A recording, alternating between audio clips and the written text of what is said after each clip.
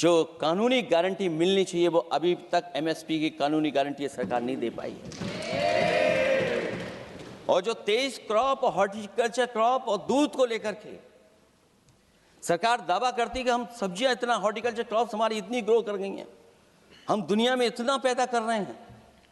दूध के जब आंकड़े बताते हैं कि दुनिया में हम दूध का उत्पादन इतना कर रहे हैं, और अगर आपका बजट ही विकसित भारत का बजट है तो हमारे हॉर्टिकल्चर क्रॉप्स और जो हमारा किसान दूध का उत्पादन कर रहा है, दूध का उत्पादन हो रहा है, उसके लिए एमएसपी की गारंटी कब देंगे आप लोग? और गारंटी हम लोग इसलिए मांग रहे हैं क्योंकि उसको घर कैसे बनाएगा, घर कैसे चलाएगा, अगर उसको लाभ नहीं मिलेगा, बच्चों को कैसे पढ़ाएगा, अपनी बेटियों को हंसी खुशी विदा कैसे कर पाएगा?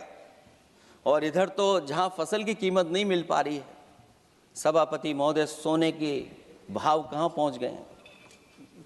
पहले गरीब सोचता था जब हम अपनी बेटी की विदा करेंगे तो कुछ सोने का एक सामान खरीद करके दे देंगे उसको। जैसे जैसे बीजेपी की सरकार चली और आगे बढ़ती गई, 12 साल ऐसे हैं आ गए कि अब तो चांदी तो दूर, अगर यही सरकार चलती रही तो लोहे पर पीतल चढ़ाकर भी गरीब अपनी बेटी की विदाई नहीं करा पाएगा। कैसे अपने भविष्य के लिए 2 पैसे जमा कर पाएगा? मतलब आज क्या खाएगा, कल के लिए क्या बचा पाएगा? ये किसानों के बड़े सवाल हैं। भाजपाई किसानों को लाभ नहीं पहुंचाना चाहते हैं, ये किसी और को लाभ पहुंचाना चाहते हैं। कुछ अदृश्य लोग हैं जिनको लाभ पहुंचाना चाहते हैं, क्योंकि इनका बजट, जो बजट बनाते हैं वो आम जनता का ना उसमें जिक्र है ना फिक्र रहती है। और अगर फिक्र होती उनको तो किसान की खाद समय पर मिल जाती, उनको बीज समय पर मिल जाता, सस्ती बिजली उपलब्ध हो जाती, सिंचाई या सिंचाई मुफ्त हो जाती थी। और मुझे याद है सभापति महोदय, समाजवादी सरकार में हम लोगों ने किसानों की सिंचाई मुफ्त करने के भी फैसले लिए। कीटनाशक दवाइयां कितनी महंगी हैं और सरकार ने किसानों को अपने हाल पे छोड़ दिया। मंडियों पे कहीं कोई खरीद नहीं है, और अगर खरीद हुई है तो सरकार बताए कि धान, आलू या गेहूं की खरीद में तो मिल जाती है उसको कीमत, लेकिन धान और आलू जैसी फसलों पर कोई सरकार कीमत नहीं दे पा रही है। महंगाई बेतहाशा बढ़ने पर भी इस बजट में जनता को टैक्स में न छूट देना टैक्स शोषण है। अमीरों के काम कारोबार और घूमने फिरने पर 10 तरह की छूटें दी गई हैं, लेकिन बेकारी बेरोजगारी से जूझ रहे लोगों की उम्मीदों की थाली खाली है। मध्यम वर्ग अपने आप को ठगा महसूस कर रहा है। शोषित, वंचित, गरीब व्यक्ति जहां था वैसे भी नीचे जाता दिख रहा है। इस बजट ने उसके चादर में पैबंद लगाने की जगह उसे और चिथड़ा कर दिया है, क्योंकि सामाजिक सुरक्षा केवल शब्दों की औपचारिकता रह गई है। किसान, मजदूर, श्रमिक, कारोबारी, छोटा दुकानदार अपने लिए मिली राहत को दूरबीन से देखकर ढूंढ रहा है, और इसीलिए भाजपा का हर बजट 1/20 का बजट मानते हैं, क्योंकि वो 5% लोगों के लिए ही होता है। अच्छे बजट की होती हैं 3 पहचान: गरीब की तरक्की, खुशहाली और मुस्कान। शायद इस बजट ने तीनों चीजों को छीनने का काम किया गरीबों से। दूसरा विषय, स्वास्थ्य को लेकर के बहुत हमारा गरीब समय समय पर परेशान रहता है। स्वास्थ्य को लेकर के जो ठोस कदम सरकार को उठाने चाहिए वो सभापति महोदय सरकार नहीं उठाती दिख रही है, और जितना भी स्वास्थ्य सेवाएं हैं वो ठप होती चली जा रही हैं। मैं उत्तर प्रदेश की बता सकता हूं, मुझे याद है सभापति महोदय, पहला जो भारत सरकार और प्रदेश सरकार को मिलकर के पहला हॉस्पिटल मेडिकल कॉलेज शाहजहांपुर का बना था, जिस समय भारतीय जनता पार्टी के उस समय के स्वास्थ्य मंत्री और मैंने मिलकर के उसका उद्घाटन किया था। उसके बाद जो प्रचार में तो ये बहुत आगे हैं, प्रचार में तो ये कहते हैं कि हर डिस्ट्रिक्ट में हर हॉस्पिटल, हर डिस्ट्रिक्ट में एक हॉस्पिटल या मेडिकल कॉलेज, लेकिन सच्चाई तो ये है कि इन हॉस्पिटलों में इलाज नहीं है, दवाई नहीं है, ऑपरेशन के लिए कहाँ जाना पड़ता है, भटकना पड़ता है। और जिस तरीके से अभी जिन लोगों ने इंश्योरेंस या LIC में किस्त दी होगी, वो जानते होंगे कि महंगाई कम नहीं हुई है, महंगाई बढ़ी है, किस्तें बढ़ गई हैं। उदाहरण के लिए दिल्ली के एम्स के लिए 5,600 करोड़ रुपए और आयुष्मान भारत के लिए पूरे देश के लिए सरकार ने जो बजट रखा है वो 4,700 करोड़ रुपए है।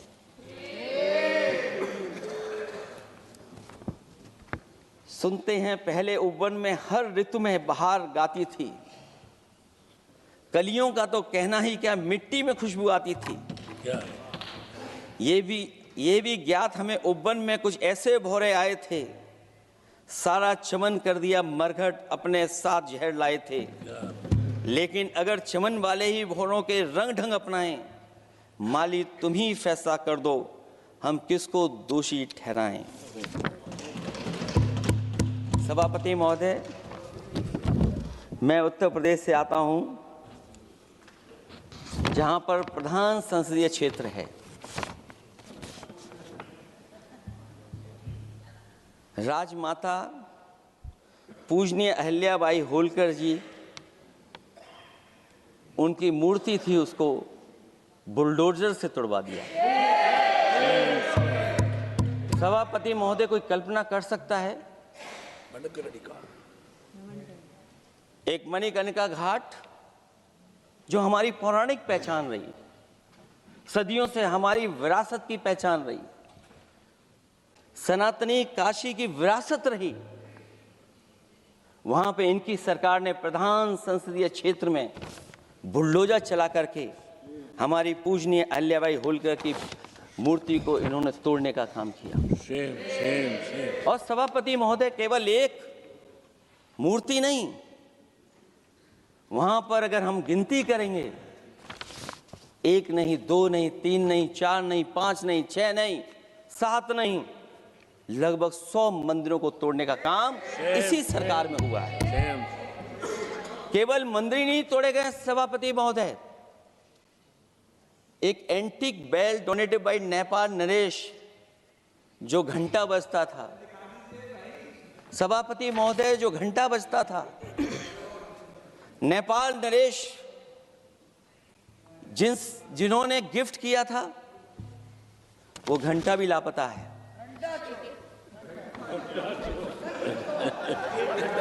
केवल घंटा ही लापता नहीं है,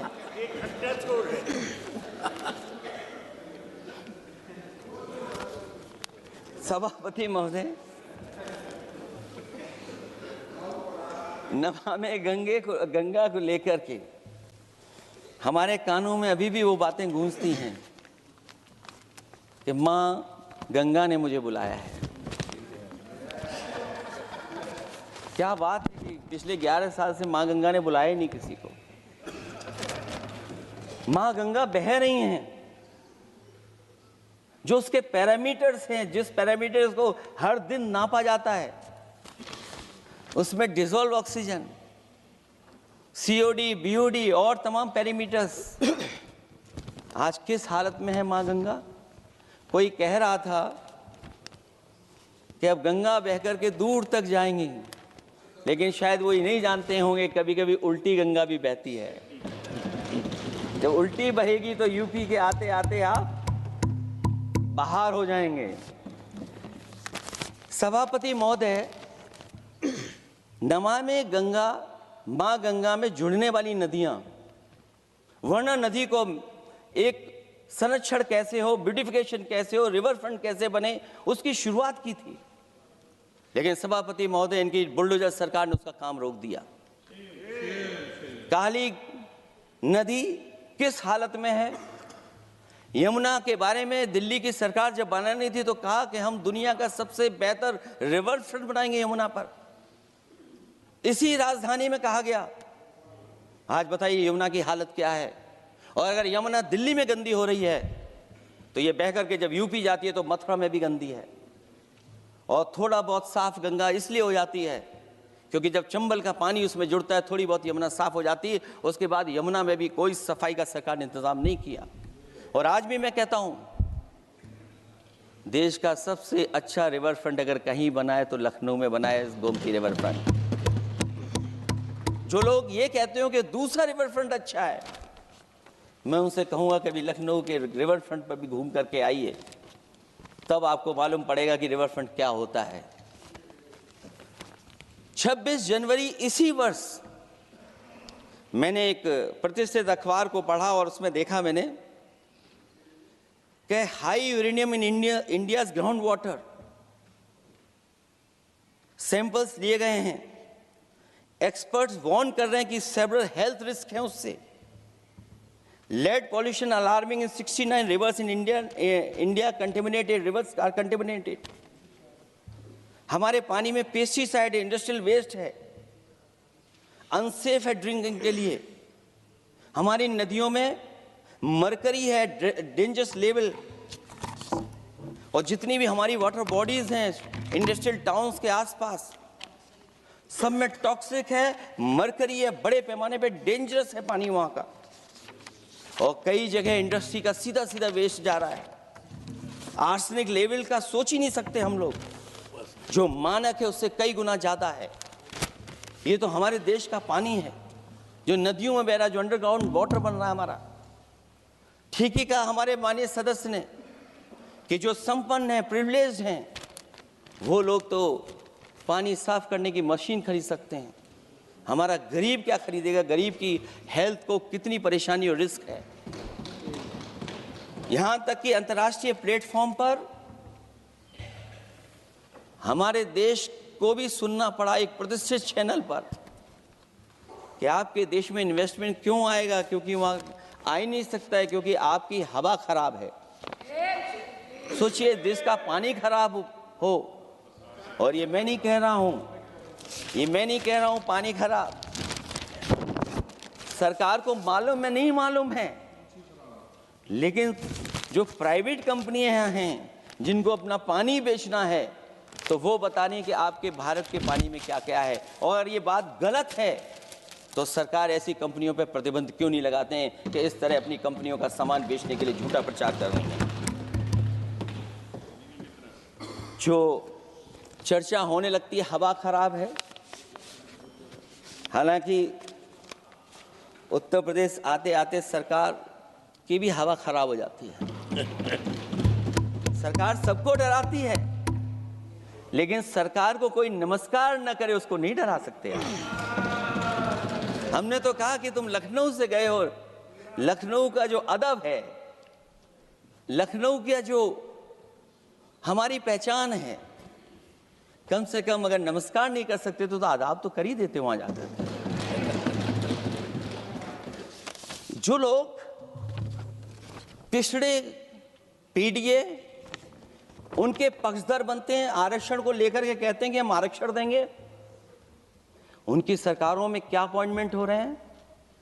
मुझे याद है इससे पहले जब बहस हुई थी सदन में, वहां से बात निकली थी कि किस तरीके से अपॉइंटमेंट हो रहे हैं यूनिवर्सिटीज और कॉलेजेस में। मैं उसी पे कुछ कहना चाहता हूं। ये अपनी अपनी किस्मत है, कुछ कलियां खिलती हैं ऊपर और दूसरी मुरझा जाती हैं झुके झुके जीवन भर भूं पर।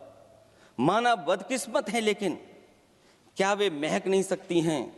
अगर मिले अवसर अंगारे सी क्या दहक नहीं सकती हैं? जिस तरीके से आरक्षण पर खिलवाड़ हो रही है उसकी कोई कल्पना नहीं कर सकता था। विकसित भारत तभी विकसित भारत माना जाएगा जब हमारे पिछड़े, दलित, आदिवासी, अल्पसंख्यक मुसलमान भाई को बराबर का हक मिलेगा। और जब तक हक नहीं मिल रहा उनको, तब तक शायद विकसित भारत का देखने का सपना आधा अधूरा है। अभी अभी सुप्रीम कोर्ट ने कहा है माइग्रेशन को लेकर के सुप्रीम कोर्ट ने 16 जनवरी को एक फैसला पलट दिया। हाई कोर्ट के फैसले को पलटते हुए फैसला सुनाया कि यदि आरक्षित वर्ग का कोई उम्मीदवार बिना किसी छूट का लाभ लिए अगर अनारक्षित वर्ग से ज्यादा नंबर प्राप्त करे तो उसे अनारक्षित वर्ग में सेलेक्ट किया जाएगा।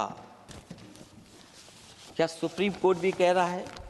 हमारे सरकार की भी नियत है कि सबको आरक्षण मिलना चाहिए जिनका हक हो। हमारे प्रधानमंत्री जी भी कहते हैं हम पिछड़े हैं। हमारे दूसरे नंबर के नेता, क्योंकि उन्हें सनातनी बनना था, अपना धर्म बदल के दूसरा धर्म लिख लिया उन्होंने। तो कम से कम पिछड़ों का तो ख्याल करिए आप।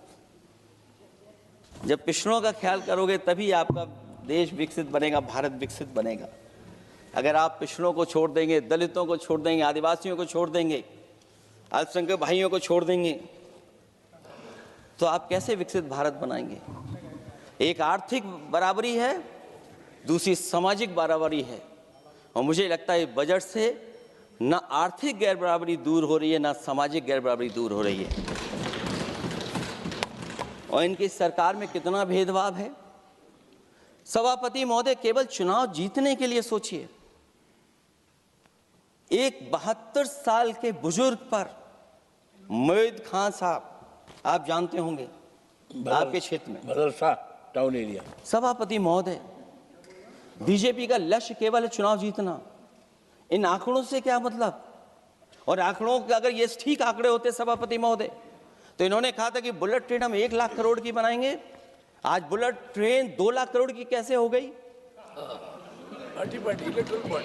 सभापति महोदय कहा कि हम 1 लाख करोड़ में बनाएंगे बुलेट ट्रेन। और बुलेट ट्रेन केवल संपन्न स्टेटों में क्यों? हमारे बंगाल, बिहार और यूपी में क्यों नहीं? और अगर आप हाई स्पीड बुलेट ट्रेन लाना चाहते हैं तो 1 लाख करोड़ का बजट दिया था, 2 लाख करोड़ बजट हो गया। यूपी में जब बनेगा तो पता नहीं कब बनेगा, कौन जानता है कब बनेगा। चुनाव जीतने के लिए इनकी सरकार के लोगों ने झूठा फंसाया। ये सब जुमला है, जुमला। झूठा फंसाया, और इसलिए फंसाया कि वो मुस्लिम है, इसलिए फंसाया। 72 वर्ष के बुजुर्ग को 19 महीने जेल में रखा गया। समाजवादी पार्टी को बदनाम किया गया, और केवल इसलिए कि चुनाव जीत जाए आप, अयोध्या का चुनाव जीत जाए, क्योंकि अयोध्या का चुनाव हारे थे आप लोग। मैं अयोध्या की महान जनता का धन्यवाद देता हूं कि उन्होंने कम्युनल पॉलिटिक्स का समापन किया है। वो विकास के रास्ते पे जाना चाहते हो। मैंने पहले भी कहा, फिर कहता हूं, आपका विकास अयोध्या का तो मैं जानता हूं कैसा है, क्योंकि लोगों ने काशी को क्यूटिव बनते नहीं देख पाए।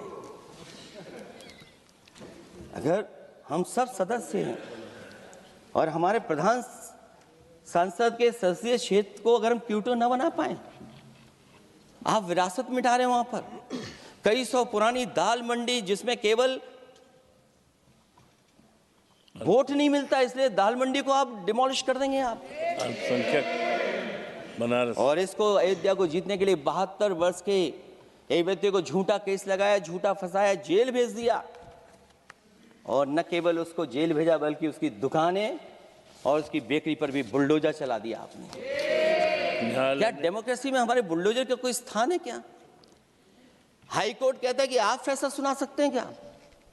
कोर्ट कहता है कि आप कौन हो गए फैसला सुनाने वाले लोग? और फिर आप लोग कहते हैं कि हर घर जल और नल। सभापति महोदय, इन्हीं के विधायक ने मंत्री जी को घेर लिया। इन्हीं के विधायक ने मंत्री जी का अपहरण कर लिया, और ये कहते हैं कि हम तो, हमारे कोई अराजकता नहीं है। ये कहते हैं इन्वेस्टमेंट लाएंगे, हम एमओयू साइन करेंगे। सभापति महोदय, देश के प्रधानमंत्री, देश के सबसे बड़े उद्योगपति उत्तर प्रदेश पहुंचे थे, एमओयू साइन किए गए, लाखों करोड़ के एमओयू साइन हुए। और एमओयू साइन होने के बाद जमीन पर कितना उतरा ये बताए सरकार। एमओयू के बाद सरकार बताए कितना जमीन पर उतरा है। इन्होंने जब कश्मीर का 370 हटा रहे थे सभापति महोदय, हाँ ना, बजट ही है ये, एमओयू में, क्योंकि इंसेंटिव अगर नहीं देंगे तो कौन आपका इन्वेस्टमेंट लाएगा? ये राज्य का विषय नहीं है सभापति, राज्य से प्रधानमंत्री आते हैं। और आपने ये कहा कि प्रधानमंत्री के क्षेत्र में हमने देश में कहा कि हमने 1000 किलोमीटर मेट्रो बिछाई है। आपने देश के प्रधानमंत्री के क्षेत्र में क्यों नहीं मेट्रो बिछाई? क्यों नहीं बिछाई आपने? आपने देश के प्रधानमंत्री के क्षेत्र को एक्सप्रेस से क्यों नहीं जोड़ा आपने? क्योंकि आपके पास बजट नहीं है। अटल बिहारी वाजपेयी जी के आपने नाम से एक्सप्रेस वे क्यों नहीं बनाया? बताइए आप, ये बजट नहीं है आपके पास।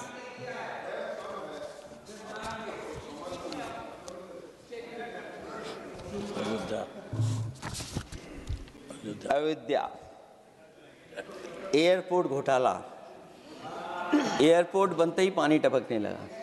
एयरपोर्ट तो दिल्ली का है, बजट तो दिल्ली ने दिया होगा। अयोध्या रेलवे स्टेशन, हमारे कन्नौज का रेलवे स्टेशन बनते ही गिर गया, और गिरने के बाद अभी तक नहीं बन पाया। तो ये बजट का हिस्सा नहीं है क्या? आप वाटरवेज बात कर रहे हैं, गंगा साफ नहीं है, आप पानी का जहाज कहां ले जाएंगे? बिहार में जाकर के रुक जाएगा। पिछली बार भी एक पानी का जहाज चला था, बनारस से जाते ही बिहार में रुक गया, जाकर के पटना भी नहीं पहुंच पाया।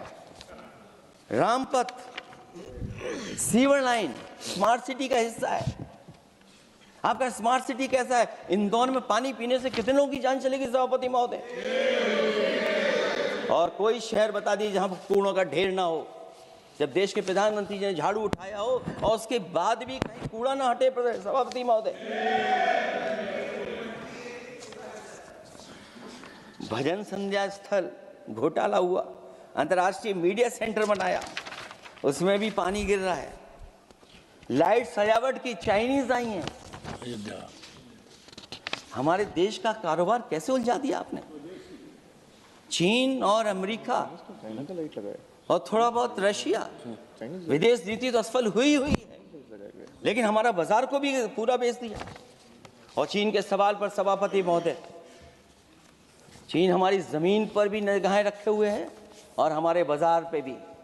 इसलिए जो सरकार फैसला ले बड़ी सावधानी से ले। मैं कितनी बातें बताऊं, वहां पर सेना जमीन ले लिया, जमीनें जाने कहां चली गई हैं। इसलिए सभापति महोदय, ये बजट दिशाहीन है। ये 2047 में हमारा विकसित भारत तो नहीं बनेगा। और जिस तरीके से बेरोजगारी बढ़ी है, बेरोजगारी को लेकर के जो चिंता रही, हमेशा रहती थी, और जो सरकार ने बड़े बड़े फैसले भी लिए थे, जानकारी दी थी कि हम बेरोजगारी ऐसे दूर कर लेंगे। मेक इन इंडिया का जो सपना दिखाया था, आखिरकार मेक इन इंडिया का सपना कहाँ पूरा हो पा रहा है? मेक इन इंडिया का जो शेर था वो जंग खा रहा है सभापति महोदय। जो योजना लेकर के आए थे, एम्प्लॉयमेंट लिंक्ड इंसेंटिव्स, सरकार बताए कि हमें कितना उसमें लाभ पहुंचा है। 2024-2025 के बजट में इन योजनाओं के लिए 33,000 करोड़ रुपए आवंटित किए गए थे, लेकिन खर्च कितना हुआ? 1700 करोड़ रुपया केवल। एक आपने पिछली बार सपना दिखाया था कि इंटर्नशिप की योजना, इंटर्नशिप वाली योजना जो घोषित की, जिसके लिए 10,000 करोड़ रुपए आवंटित किए थे आपने, लेकिन उसमें खर्च कितना हुआ है? 500 करोड़ रुपया। और जो लक्ष्य रखा था आपने रखा था 5 साल में 1 करोड़ लोगों को, लेकिन इसमें आए कितने? 1,65,000 लोगों ने फॉर्म भरा, ऑफर दिया उन्होंने, लेकिन फाइनली जिसमें ऑफर, जिसका सिलेक्ट हुआ, वो केवल 16,000 लोगों को काम पहुंचा है। सोचिए, हमारा देश इतना बड़ा, जहां करोड़ों को आप इस योजना से जोड़ना चाहते थे, केवल 16,000 लोग जाएंगे उसमें। ये आपको बेरोजगारी खत्म करने की योजना है आपकी?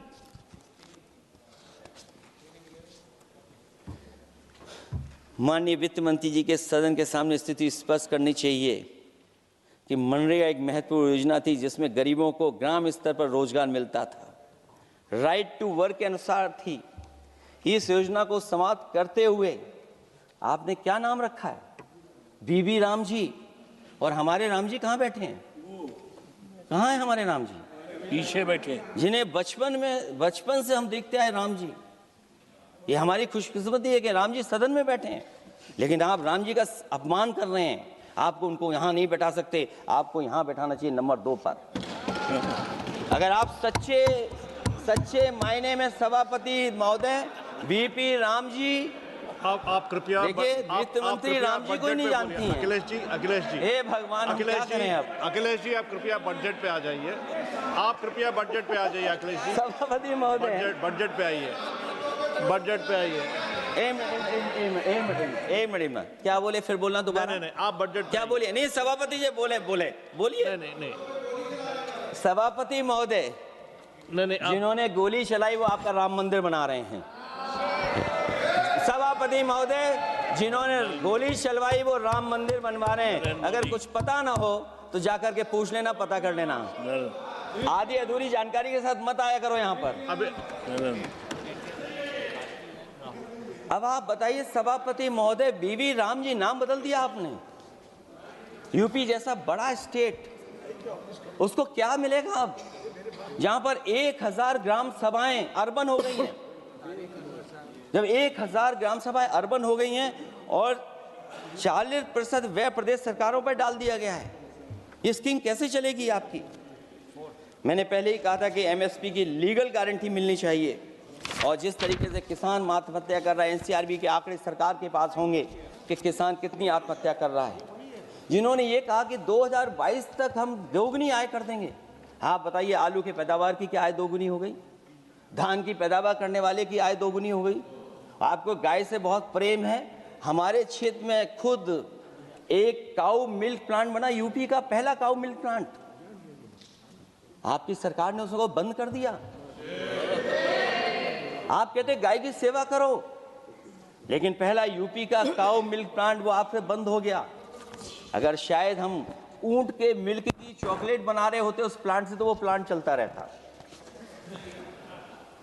आय दोगुनी कितनी हुई है बताएं सरकार? मत्स्य पालन और पशुधन विकास की तरफ सरकार का कोई ध्यान नहीं है। सरकार का कहना है कि वित्त अच्छी हुई है, लेकिन क्या कारण है कि एफडीआई में लगातार कमी आ रही है? विदेशी इन्वेस्टर्स क्यों बाहर ले जा रहे हैं?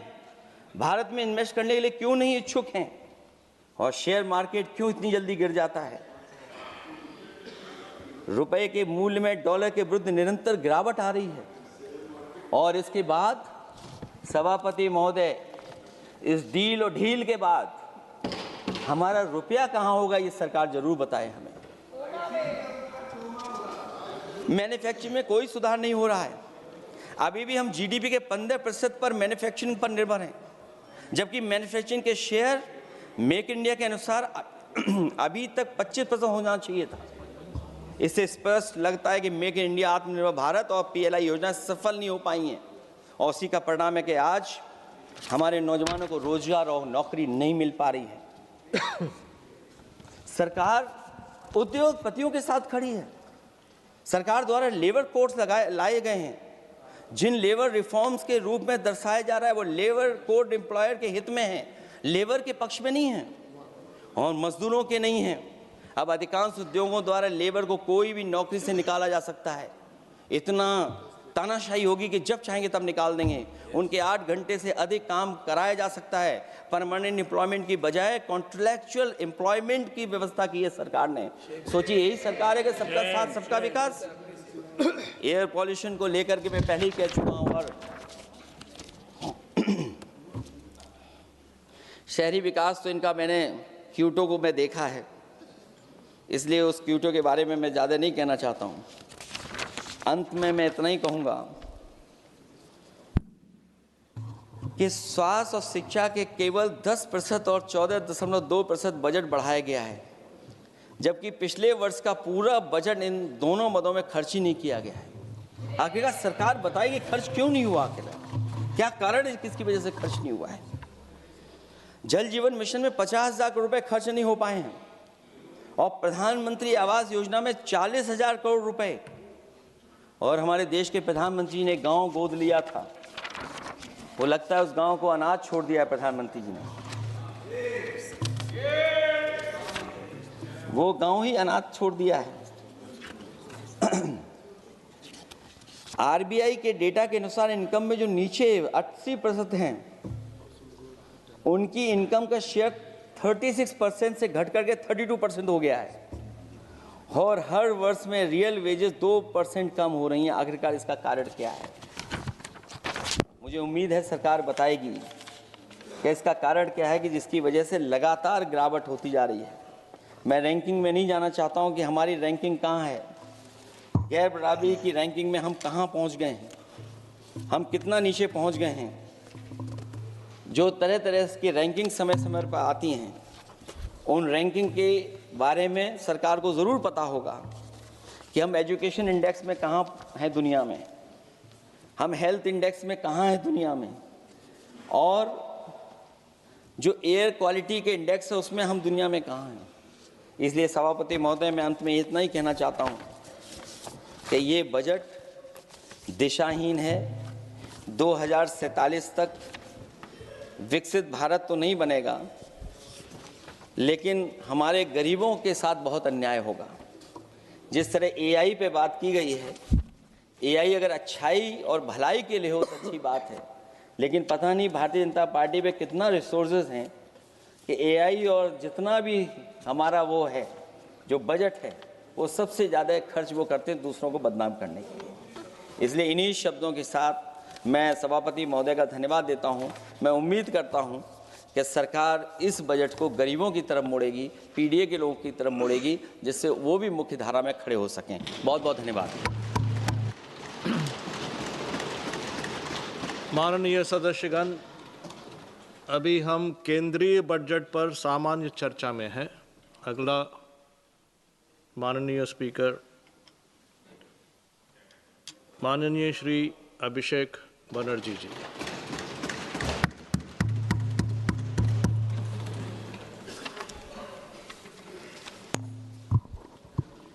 Thank you, sir, for giving me the opportunity to speak on the general budget. Sir, I rise here today not merely just a member of the opposition, but as a voice of billion Indians who were promised Achhe Din and who today struggle to survive under the weight of soaring costs. So this union budget was presented on Maghi Purnima, a day which is ideally meant for clarity, renewal of purpose, and moral responsibility. Yet, sir, this budget offers none of these. It does not heal the economy. Rather, this budget curates headlines. It speaks loudly in slogans, but softly in solutions. So this is a budget that rewards those who can avoid taxes through privilege and punishes those who pay them honestly through compulsion. With all due respect to the Honorable Finance Minister, I think the Honorable Finance Minister is appearing to practice the Robin Hood model in reverse. She drains the poor through taxation and inflation while rewarding the rich with concessions and privileges. Sir, even a cup of tea today comes with GST, but relief for the common man comes with condition, clauses, terms, and regulation. This is not a simple tax regime. It's a maze where only the powerful knows the exit and the honest taxpayer keeps paying the entry fee. Sir, Akhilesh ji was speaking before me. He was saying, UP के लिए क्या मिला है मैं इस budget में देखना चाह रहा था. Sir, 85 minutes का finance minister का speech था. Bengal was not even mentioned once. Even the freight corridor from Dankuni, referenced in this very budget, was originally announced by the then railway minister in 2009, which was Mamata Banerjee, who is now the chief minister of West Bengal.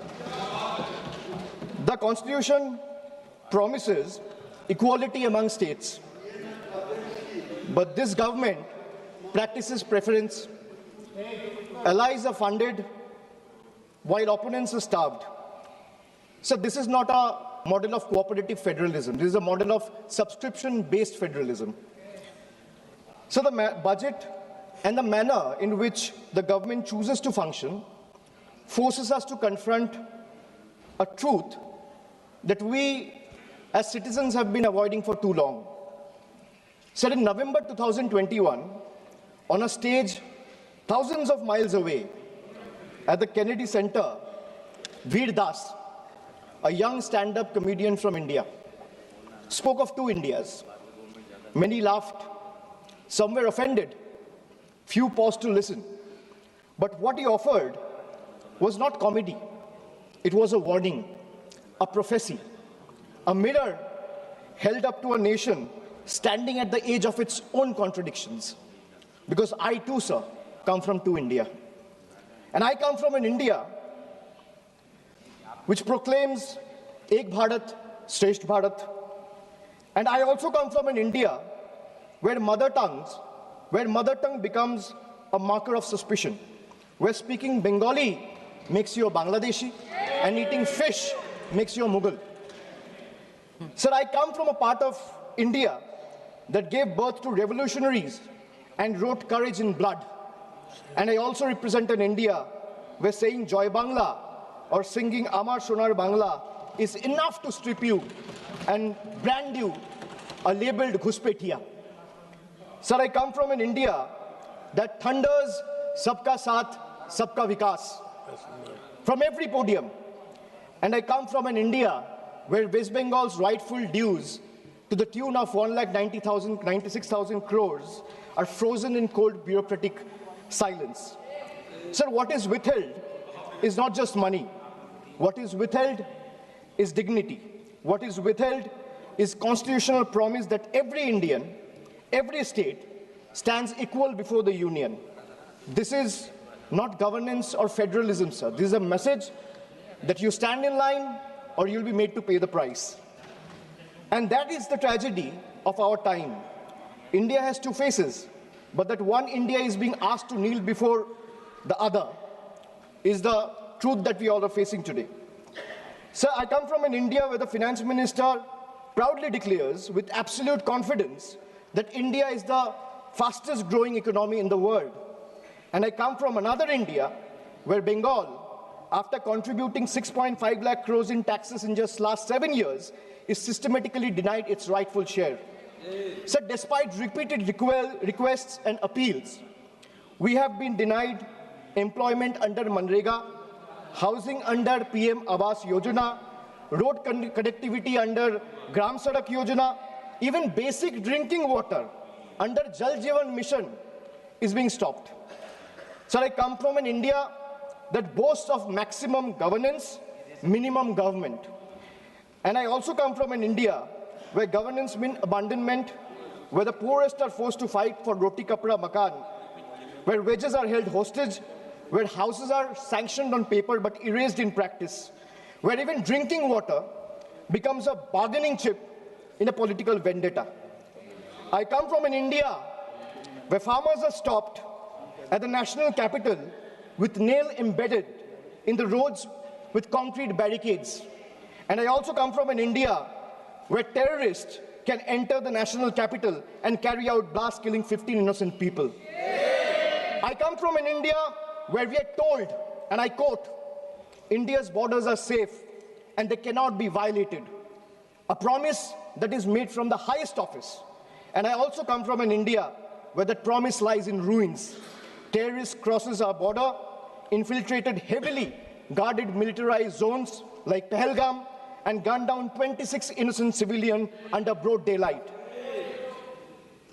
And Honorable Sir, all of these, the abandonment, the broken promises, the selective cruelty, it's not random, it's not accidental. It flows from a single, unmistakable principle of this budget.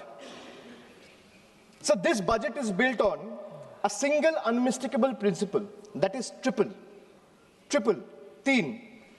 A writer once said, there are three kinds of lies. Lies, damned lies, and statistics. Modern India lives with three certainties: pressure that mounts, taxes that multiply, and trust that is betrayed. So today, India lives under triple pressure, triple taxation, and triple betrayal, triple. So let me place before this august house my 10 principles of triple. Sir पहले है triple tax trap. एक आम इंसान को लगता है मैं एक बार इनकम टैक्स दे रहा हूं. But I will explain to the chair and share with this august house that how a common man is being taxed 3 times over, not once, twice, but thrice. So the first blow is the income tax. The salaried citizen pay tax even before the salary reaches his bank account. There is no escape, no negotiation, no adjustment made for inflation. In today's India, honesty doesn't pay, it costs. So number 2 is GST. From the first biscuit with the morning tea to a school notebook, from sugar and spices in the kitchen to the electricity bills, from hospital expenses to medical expenses, from soap in the bathroom to the software at work, indirect taxes follows everywhere. Sir, जहां सरकार की welfare schemes नहीं पहुंचती है, वहां भी GST पहुंच जाती है. The government celebrates record GST revenue, but this number do not reflect growth or prosperity. They reflect a system squeezing revenue from consumption, often from necessity, not choice. So third tax is inflation, the most silent tax of all. The tax that rises without permission and collects without responsibility. It's a slow leak in the common man's wallet. For the middle class, inflation feels like the salary comes on time, but it doesn't last the month. The same grocery list costs more, the same school fees feel heavier, and the same electricity bill shocks more than even before. Nothing extra is being bought, yet money disappears faster. It quietly eats into savings meant for children's education, family travel, medical emergency, or old age. Sir, I come from an India that proudly calls itself a Vishwa Guru. And I also come from an India that is teaching the world how to extract triple tax out of a single citizen. So my triple number 2, triple pain of proving your existence. So let us be honest. Voting today is no longer considered enough. Having one's name on the electoral rolls for decades is no longer enough. Even service to the nation is no longer enough. You may be a decorated soldier, a Nobel laureate, a sitting High Court justice, or even a member of this august house, and still you have been asked to prove that you belong. This strikes the heart of Article 326 of the Constitution, which guarantees adult citizens the right to vote. Sir, in Bengal alone, 150 lives have been lost in the last couple of months, and nearly 1 crore people are today being treated as suspects. If electoral rolls are so unreliable that every citizen must continually reprove their legitimacy, then by that same logic, sir, the legitimacy of this very house, formed on the basis of this very electoral rolls, is itself questionable. Yes. So my triple number 3, and I'll talk of 3 betrayal. First betrayal is where the global crude oil prices crash. Indian citizen sees no benefit.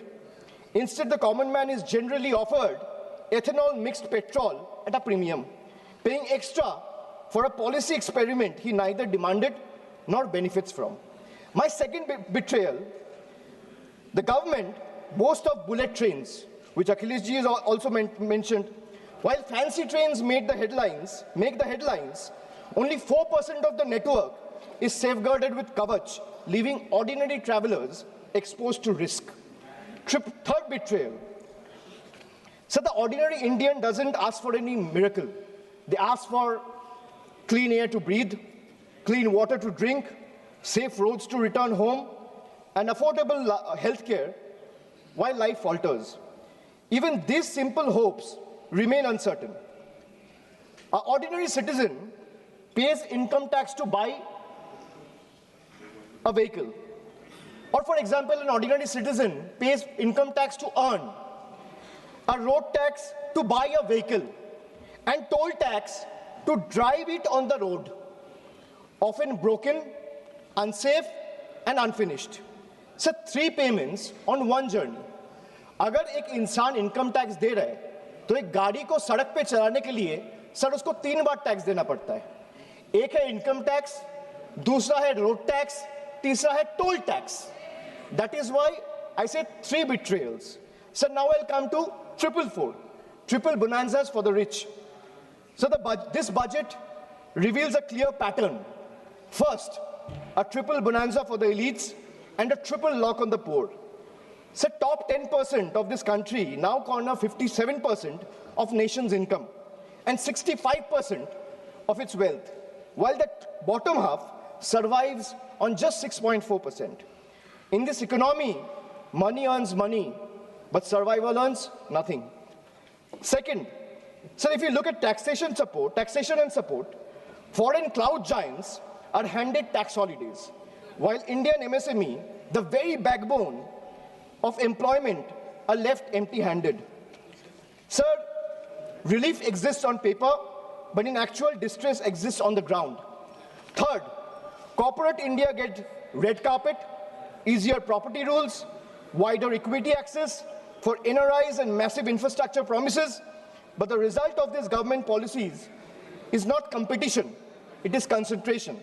Oligopolies flourish, entry barriers rise, and ordinary entrepreneurs are kept outside the gate, watching cronies grow richer with the union's support. Sir, I come from an India where wealth is applauded as a virtue. And I also come from an India where survival itself is treated as ambition. I come from an India where policy quietly opens the gates for the powerful. And I also come from an India that stand outside those gates with hands folded, backs bent, hearts heavy, and eyes raised, hoping that one day these gates will open for them too. Now my 555, farmers. So the budget completes a cycle of betrayal. Every day, nearly 30 farmers dies by suicide. Not because they failed, but because policy failed them. 5 years after the historic farmers' movement, which saw 700 lives lost, the union government has still refused to legalize MSP. Promises were made at protest sites, assurances were echoed in parliament, but delivery never followed. And now, adding salt to the injury, the government has now announced a trade deal with the United States that will open Indian markets to heavily subsidized American farm produce. The deal may benefit American farmers, but it will depress prices, destroy competitiveness, and further marginalize Indian farmers who struggle without MSP protection. So this is not a trade policy. This is an abandonment of our Annadata. Sir, I have a tweet right in front of me, which I want to show or place before you. Sir, Secretary Brooke Rollins, who is the Agricultural Secretary of the United States, she said, and this is 5 days back, on the day when the trade deal was announced, she's clearly saying, new US-India deal will export more American farm products to India's massive market. In 2024, America's agricultural trade deficit with India was 1.3 billion. India's growing population is an important market for American agricultural products, and today's deal will go a long way to reduce that deficit. So this is not my tweet. She clearly says, thank you, President of the United States, for once again delivering for our American farmers. If the government doesn't agree with a tweet, so where is the disapproval letter, or where is the communication that the government has sent in protest to the tweet that has been sent out 5 days back? Sir, America का agriculture secretary कह रहा है इस deal से America का किसानों का फायदा है, इसीलिए हम अमेरिका का सभापति का धन्यवाद करता है. And the Indian government or the union has not written a line in protest of what the agriculture secretary has tweeted. So now I come to youth. So the much publicized PM internship scheme was allocated over 10,800 crores. Less than 5% of the amount has been utilized. Similarly, the PM Young Achiever Scholarship, which was meant to uplift the talented students from marginalized backgrounds, saw 31% of its fund go unused in financial year 25-26. Sir, if I speak of women, more than 86 women are raped every day in this country. A number that reflects systematic collapse, not isolated crime. Sir, Bengal exercised its constitutional authority and passed the Aparajita Bill, a stringent anti-rape law providing the strongest deterrence against crime against women. So the bill was duly sent to the Union through the governor about 18 to 19 months ago.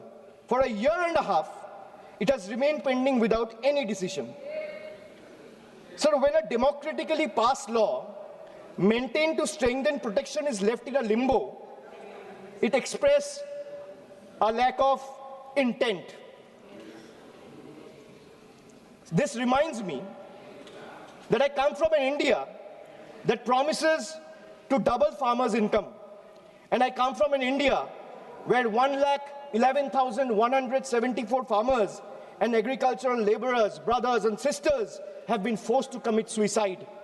I come from an India which launched Beti Bachao, Beti Padhao, and I come from another India where every 16 minutes a rape or a crime against women is being reported. So now I come to 3 cracks in the Constitution. Number 1, so hatred has now been normalized. It has moved from margin to the mainstream. So if I talk about cases registered for promoting enmity between religious and social groups, the number of cases has doubled between 2021 and 2023. And this rise didn't happen in silence. It happened alongside political speeches, public rallies, and calculated dog whistles. When hate goes unpunished, it spreads. When it spreads, minorities pay the price. Second, hate is no longer whispered. It has become a broadcast. So our country has documented more than 1,300 hate speeches in a single year. When such volume of hate fills public space, the government refuses to act decisively, swiftly, then the message is clear, sir. Intimidation is tolerated and silence is the union's policy. Third, sir, the education empowerment scheme under the Ministry of Minority Affairs has just used 8% of its total funds, while the 35% of the ministry's allocation, 27% under tribal affairs, and 28% under scheduled tribes remain unutilized. Sir, even schemes like or scholarship like Maulana Azad National Fellowship, Pre-Metric Scholarship, and Paro Pradesh have been hollowed out. So now I come to 777, which is the triple power grab. Over the last decade, the government has treated institutions as the government's own personal property. So the parliament is silenced, debates are curtailed, scrutiny is abundant, and even the deputy speaker's post is kept vacant because dissent is inconvenient. Sir, investigating agencies no longer investigate, they intimidate, chasing the opposition with raids and arrests. While convictions become negligible, as independent institutions weaken, public institutions are put on the auction block. Air India, BPCL, the shipping corporation, built by generation with public money, are being sold like distressed assets, hastily, without any sort of accountability. So this is described as reform, but it is actually a managed handover. When institutions are bent to serve power and national assets are reduced to headlines and handover, the constitution is not broken in protest, it's torn apart. Sir, I come from an India where the Honorable Prime Minister says, na khaunga, na khane dunga. And I also come from an India where questioning the washing machine that gave reprieve to 23 of the 25 leaders who joined the BJP makes you the most corrupt one. So now I come to Triple jumla on finances. Agriculture. So the budget waxes eloquent about coconut, cocoa, cashew, sandalwood, fisheries and AI advisories, but remains silent on MSP assurances, procurement expansion. There is no price stabilization fund, no diesel support, no fertilizer relief, and no electrical subsidy. This is diversification without security, and it leaves the majority of Indian farmers trapped in distress. Sir, even the PM Kisan scheme has been stuck at 6,000 rupees since December 2018. Despite soaring input costs and record diesel prices, sir, in actual, if we see, real terms, farmers are earning less each year. A rupee in 2018 is not a rupee in 2026. Sir, if I speak of healthcare, the government spends less than 0.26% of the GDP. And they might have questions on my source of information. If the need be, I will place all the sources before the table by 8 p.m. tonight. The government spends 0.26% of GDP on public health even today. The national health policy promised 2.5% of GDP. What we get instead is postponement, excuses, and under-allocation. In a country where illness is still the fastest road to poverty, this budget chooses flyover over first aid, optics over oxygen, and announcement over actual care. So if I speak of infrastructure, the smart city mission promised transformation in 100 cities with over 2 lakh crore. Yet a decade later, what we have is half-dug roads and half-built homes. Instead of finishing the job, this budget announces new economic regions. Sir, under the Jal Jeevan mission, funds were cut by 74%, forcing states to pick up the bill. In higher education, 55,000 crore is spent on management, but 2.68 crore on infrastructure, not even enough to build a world-class lab. So now I come to my 999, the triple truth trap. And what I mean by truth is, the accountability on the government, sir, primarily rests on 3 pillars. One is the RTI Act. But when I speak of transparency, it diluted the RTI Act by expanding personal information as a ground for refusal. Sir, if you speak of PM Cares, the PMO claims it lies outside the purview of RTI because it's a private fund. A fund that is created by public authority in a public office with the money of the people is being claimed as a private fund. There's no accountability. Sir, NFHS and NCRB data has been frozen because welfare still runs on census 2011. Sir, if I am to summarize the budget from the perspective of 3 stalwarts, B.R. Ambedkar warned us. What is the moral verdict of the budget? If we were to look at it from the perspective of Dr. Ambedkar, Gandhi ji, or Swami Vivekananda, Dr. Ambedkar warned us that democracy is not just institutions. It is a constitutional morality. Gandhi ji taught us economics divorced from ethics is violence. Swami Vivekananda reminded us that a nation cannot rise by crushing the weakest. Well, this budget violates all 3. In today's India, sir, tax does not follow income. Tax follows life. आज के भारत में tax कमाई के पीछे नहीं, जिंदगी के पीछे है, चलता है, sir. I will give you a small example. A baby is born, his milk and diapers are taxed. He grows, his education is taxed. He studies, his books, pencil and mobile data are taxed. He starts earning, his income is taxed. He saves for future, his savings are taxed. He spends to survive, his survival is taxed. He goes to work, his fuel is taxed. He falls sick, his illness is taxed. He grows old, pension and healthcare are also taxed. And Honorable Speaker, even after his death, the family still pays tax.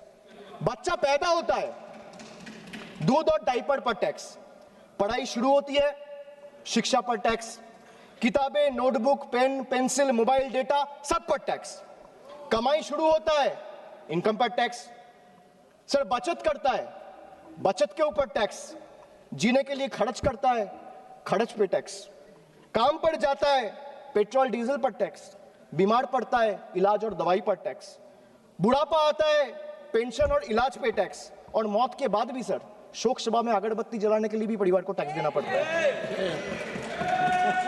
This summarizes the budget. Sir, I am addressing the chair. I'm sure the finance minister will have a reply ready. When she is given the opportunity to speak, she can quote me, and if I am misleading the house, she can take my name and then place her arguments. Sir, from a baby's first milk to a citizen's final farewell, this government taxes life at every step. जन्म से लेके अंतिम संस्कार तक हर कदम पर tax.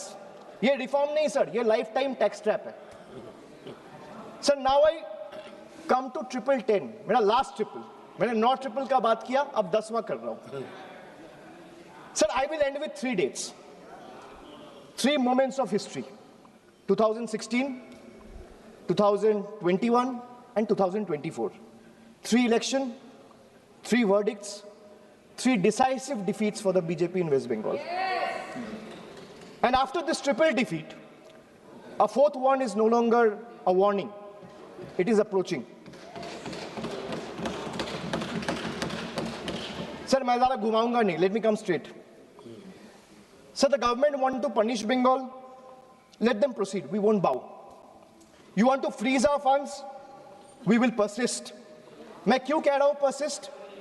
क्योंकि PM आवास से लेके, सड़क से लेके, मनरेगा से लेके सारे पैसे बंगाल के पिछले 5 साल से ये सरकार ने रोक के रखा है. प्रधानमंत्री ने आत्मनिर्भर भारत की बात किया है, हम स्वनिर्भर बंगाल क्या होता है काम करके दिखाया है. So you want to punish Bengal? Proceed, we won't bow. You want to freeze our funds? We will persist. You want to profile and persecute our youth? We will protect them. You want to starve our schemes? We will sustain our people. Bengal's spine was not ever bent by surrender, nor softened by sermons of hate. It is forged in struggle, tempered in sacrifice, and is not for sale. Go ahead, send your audits. We will answer them. Unleash your agencies. We will confront them. Delay our clearances.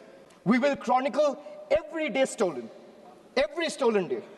But remember this, files can be frozen, funds can be stalled, voices can be suppressed, but memories can't be erased. And when the people rise and the ballot breaks the silence, we will settle the final account.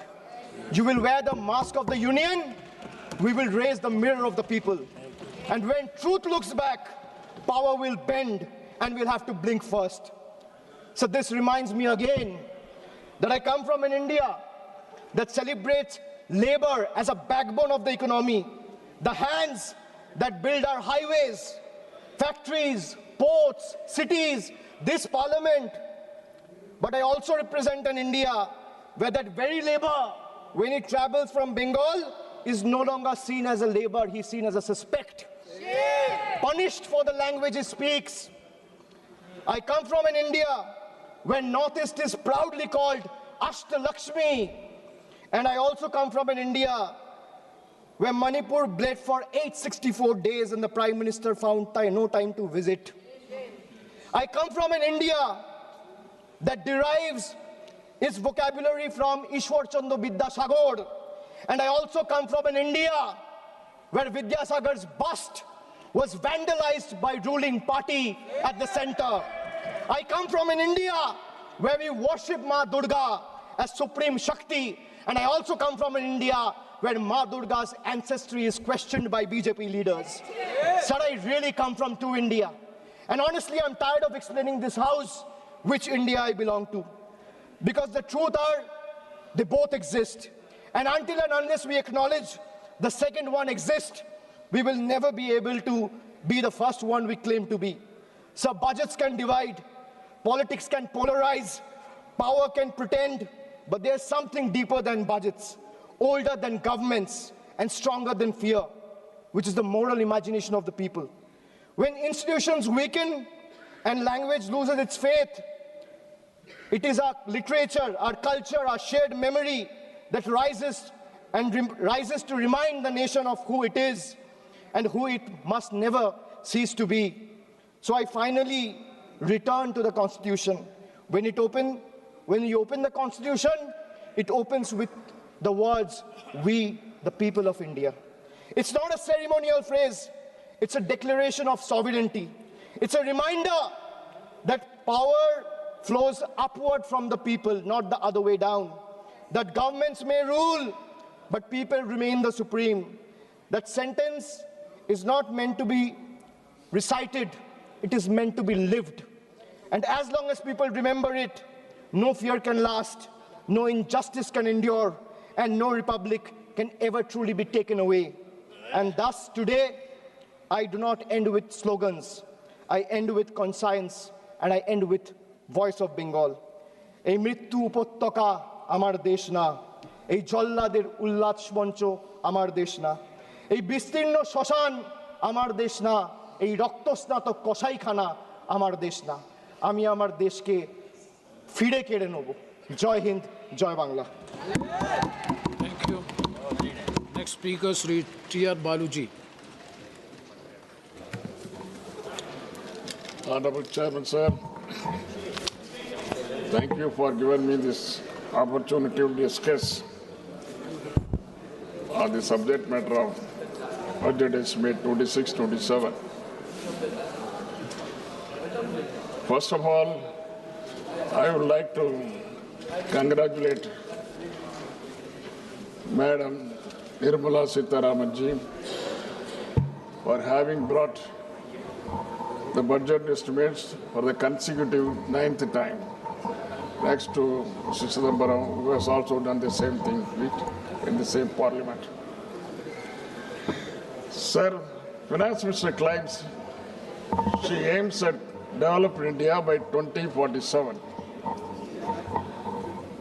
India has programmed like artificial intelligence, biopharma, semiconductors, critical minerals, and they are given a lot of priority and importance. But the question is, how efficiently Madam Birla ji is going to implement them with a sustained push.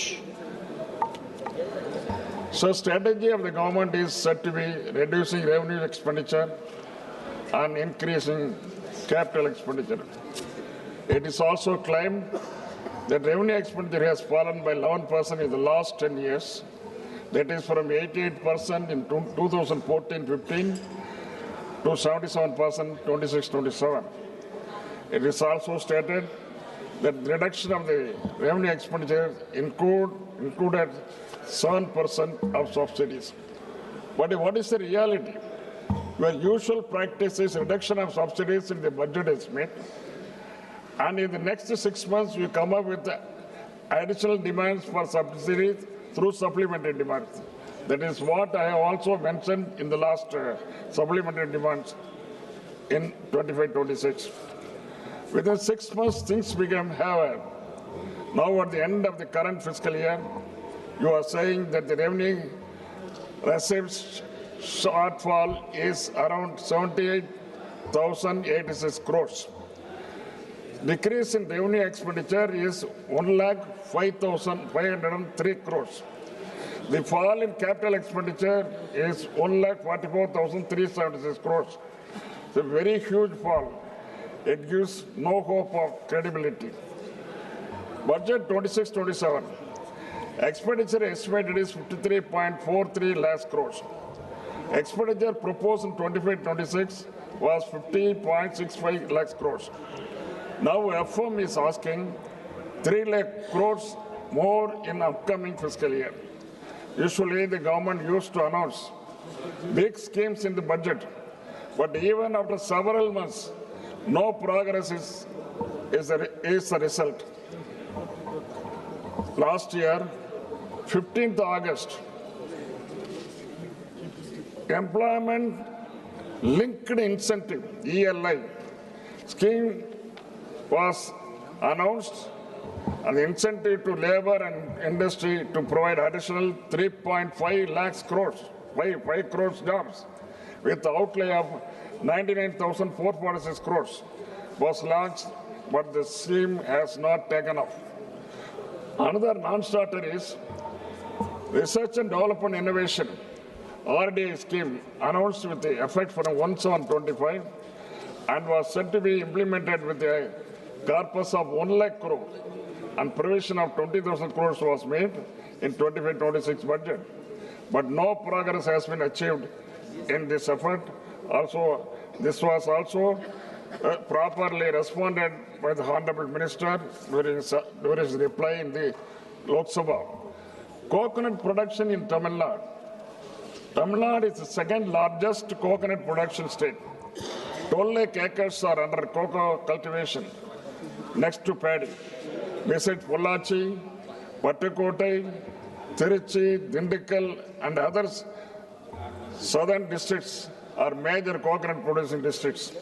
It has got high export potential to an extent of 3,500 crores per year.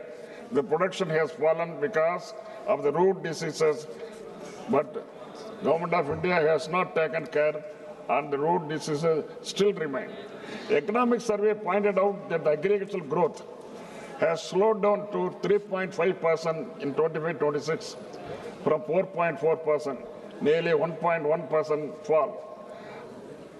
The tariff and trade agreement unilaterally announced by USA bound to open floodgates to import of agricultural products into India.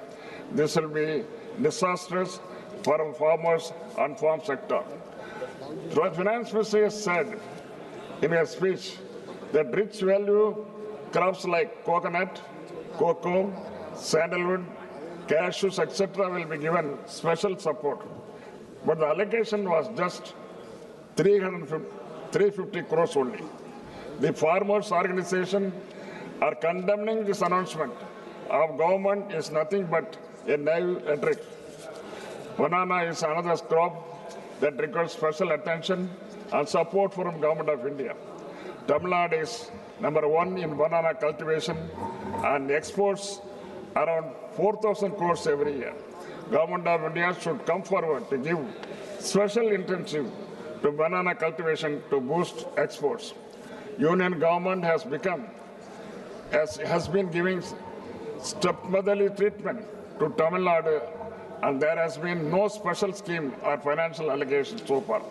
Even the prestigious projects like Seithu Samudram, which were implemented by UPA, has been shelved on political grounds. UPA government had gifted 69 large projects and very important projects in all sectors during 2004 and 2014.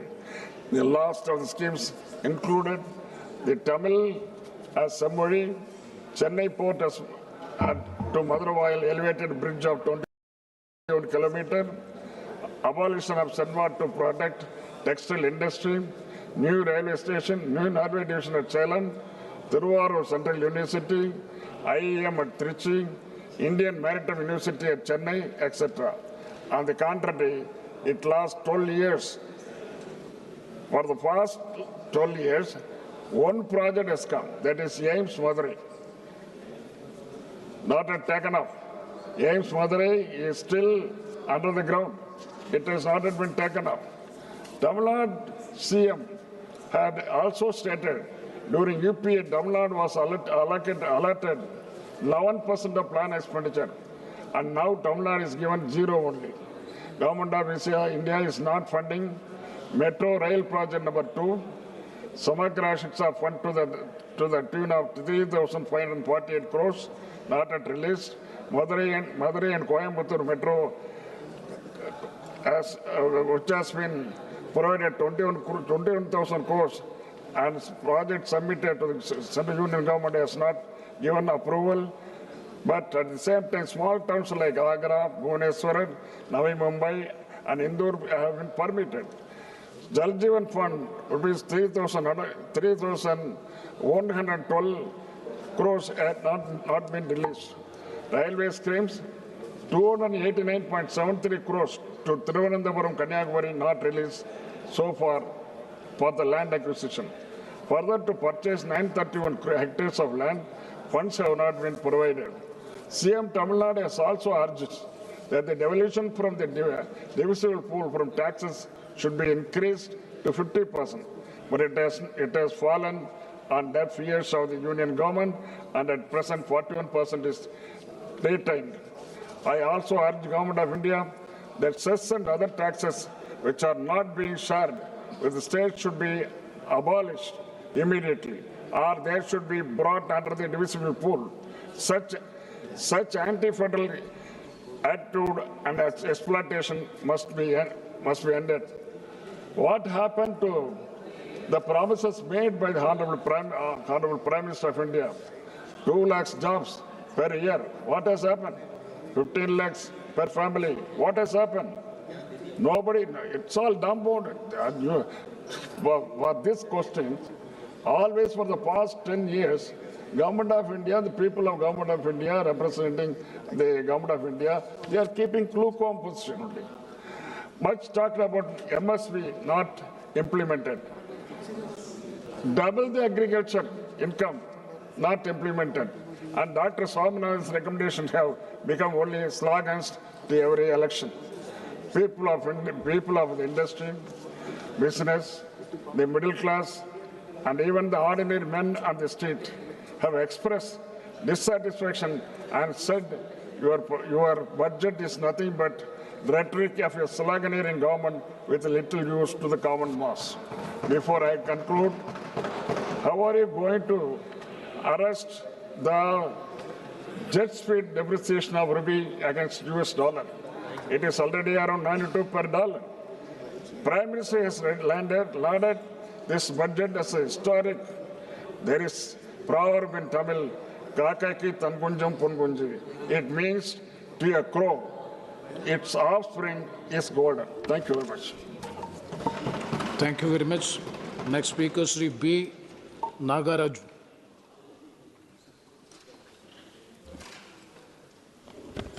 Respected Speaker, sir, మన గౌరవనీయ ప్రధానమంత్రి నరేంద్ర మోడీ గారి యొక్క దూరదృష్టి నాయకత్వాన్ని ప్రశంసిస్తూ 2026-2027 ఆర్థిక సంవత్సరానికి ముందు చూపుతో మరియు ఆర్థిక క్రమశిక్షణతో కూడినటువంటి కేంద్ర బడ్జెట్ను సమర్పించినటువంటి గౌరవనీయులైన ఆర్థిక మంత్రి నిర్మలా సీతారామన్ గారిని అభినందిస్తూ వికసిత్ భారత్ లక్ష్యంగా ఈ ఆర్థిక సంవత్సరపు బడ్జెట్ను 3 కర్తవ్యాల ఆధారంగా రూపుదిద్దుకుంది అధ్యక్ష.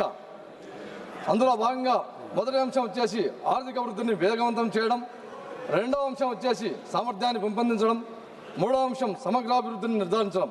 ఈ 3 అంశాల ఆధారంగా ఇది స్పష్టమైన మ్యాక్రో ఆర్థిక దిశను నిర్దేశిస్తూ ఉంది అధ్యక్ష. ఇకపోతే ఈ బడ్జెట్లో ముఖ్యంగా అధ్యక్ష నాన్ డెబిట్ రిసిప్ట్స్ కోసం 36.5 లక్షల కోట్ల రూపాయలను మరియు మొత్తం వ్యయంను 53.5 lakhs కోట్లను అంచనా వేయబడింది అధ్యక్ష. మూలధన వ్యయం వచ్చేసి 12.2 లక్షల కోట్లకు పెంచబడింది అధ్యక్ష, ఎన్నడూ లేని విధంగా. అంతేగాక ఇది వచ్చేసి ముఖ్యంగా ఈ బడ్జెట్లో మౌలిక వసతుల మరియు ఆధారిత వృద్ధికి ప్రభుత్వం యొక్క కట్టుబాటును చూపిస్తూ ఉంది అధ్యక్ష. ఇకపోతే ఆర్థిక లోటు వచ్చేసి జీడిపిలో 4.3% తగ్గించబడింది. రుణం మరియు జీడిపి నిష్పత్తి 55.6%కి తగ్గేలా అంచనా వేయబడింది అధ్యక్ష. ఈ సంఖ్యలన్నవి అభివృద్ధి మరియు ఆర్థిక క్రమశిక్షణ మధ్య సమతుల్యతను ప్రతిబింబిస్తూ ఉన్నాయి అధ్యక్ష. ఇకపోతే అధ్యక్ష ప్రతిపక్షాలు ఇంతసేపు వారి యొక్క స్పీచ్లో ఎంతసేపు ఉన్నా కూడా గవర్నమెంట్ మీద నిందలు మోపుతూ బడ్జెట్ మీద ఇది చేస్తామన్నది సరికాదు అధ్యక్ష. ఎందుకంటే భారత్ అనేది తయారీ రంగంలో మేక్ ఇన్ ఇండియాలో ఎస్పెషల్లీ వ్యూహాత్మక రంగాలకు పెద్దపీట వేయబడింది అధ్యక్ష. అందులో భాగంగా బయోఫార్మా శక్తి కోసం 10,000 కోట్ల రూపాయలను మరియు ఎలక్ట్రానిక్స్ భాగాల తయారీకి 40,000 కోట్ల రూపాయలను, కార్బన్ క్యాప్చర్ సాంకేతికలకు 20,000 కోట్ల రూపాయలను మరియు ఛాంపియన్ ఎస్ఎంఈల కింద 10,000 కోట్ల రూపాయల నిధిని ఈ బడ్జెట్లో ఏర్పాటు చేశారు అధ్యక్ష. ఇకపోతే అధ్యక్ష ఇప్పుడున్నటువంటి ఆధునిక యుగంలో పాశ్చాత్య దేశాలతో పోటీ పడుతూ టెక్నాలజీని ఇప్పుడున్నటువంటి ప్రజలకు అవసరాల కోసం ఏ రోజుకు ఆ రోజు పోటీ పడుతూ ఈ బడ్జెట్లో 7 హైస్పీడ్ రైలు కారిడార్లను ప్రతిపాదించబడ్డాయి అధ్యక్ష. అంతేగాక 20 జాతీయ జల మార్గాలు అభివృద్ధి చేయబడుతున్నాయి అధ్యక్ష. మూలధన వ్యయం కింద చరిత్రాత్మక స్థాయిలో ఎన్నడూ లేని విధంగా ఉపయోగిస్తూ ఉన్నారు అధ్యక్ష. ఇకపోతే ఇది సాధారణ బడ్జెట్ కాదు అధ్యక్ష, ఇది నిర్మాణాత్మక సంస్కరణల బడ్జెట్గా భావిస్తున్నాను అధ్యక్ష. సరఫరా గొలుసులను మరియు బలోపేతం చేయడమే కాకుండా ఎగుమతులను పెంపొందించడం మరియు సూక్ష్మ మరియు మధ్య తరహా పరిశ్రమలను ప్రోత్సహించడంలో భాగంగా రైతులకు మద్దతు ధర ఇవ్వడంలో మరియు భారతదేశాన్ని గ్లోబల్ పోటీలో ముందుకు తీసుకెళ్లడంలో భాగంగా ముఖ్య ఉద్దేశంగా ఈ బడ్జెట్ను రూపొందించారని తెలియజేస్తా ఉన్నాను అధ్యక్ష. ఇప్పుడు ముఖ్యంగా మా ఆంధ్ర రాష్ట్రానికి ఈ బడ్జెట్ ఆంధ్ర రాష్ట్రానికి ఎలా ప్రయోజనం చేకూర్చిందో ప్రత్యేకంగా 2 విషయాల్లో ప్రస్తావించదలుచుకున్నాను అధ్యక్ష. 16వ ఆర్థిక సంఘం సిఫార్సుల మేరకు ఆంధ్రప్రదేశ్ రాష్ట్రానికి 64,320 కోట్ల రూపాయలను కేటాయించబడ్డాయి అధ్యక్ష. విభజిత ఆంధ్రప్రదేశ్లో రాష్ట్ర వాటా 4.21%గా పెరిగింది. ఇది రాష్ట్ర అభివృద్ధి అవసరాలను గుర్తించిన నిర్ణయంగా భావిస్తున్నాం అధ్యక్ష. ఎందుకంటే ఈ విషయంలో మేము గౌరవ నిర్మలా సీతారామన్ మేడం గారికి మరొకసారి ధన్యవాదాలు తెలియజేస్తున్నాం అధ్యక్ష. ఎందుకంటే ఈ విషయంలో dedicated rare earth permanent magnet కారిడార్ల ప్రకటన మరియు ఆంధ్రప్రదేశ్కు చారిత్రాత్మక అవకాశం కల్పించినటువంటి అవకాశం మరియు ఖనిజ సంపద ఉన్నటువంటి రాష్ట్రంగా మేము తవ్వకాల దశను దాటి విలువ ఆధారిత పరిశ్రమల వైపు అడుగులు వేస్తూ ప్రాసెసింగ్ మరియు పరిశోధన ఆధునిక తయారీ వైపు ముందుకు సాగుతున్న విధంగా పనిచేస్తూ ఉంది అధ్యక్ష. ఈ బడ్జెట్ అన్నది ఏపీలో వచ్చేసి అధ్యక్ష మాకు తీర ప్రాంతం అనేది సుదీర్ఘంగా ఉంది అధ్యక్ష. అందులో భాగంగా మత్స్య మరియు ఎగుమతులకు క్లస్టర్లకు మద్దతు ఎంతో ప్రయోజనం చేకూర్చే విధంగా ఈ బడ్జెట్ రూపొందించారు అధ్యక్ష.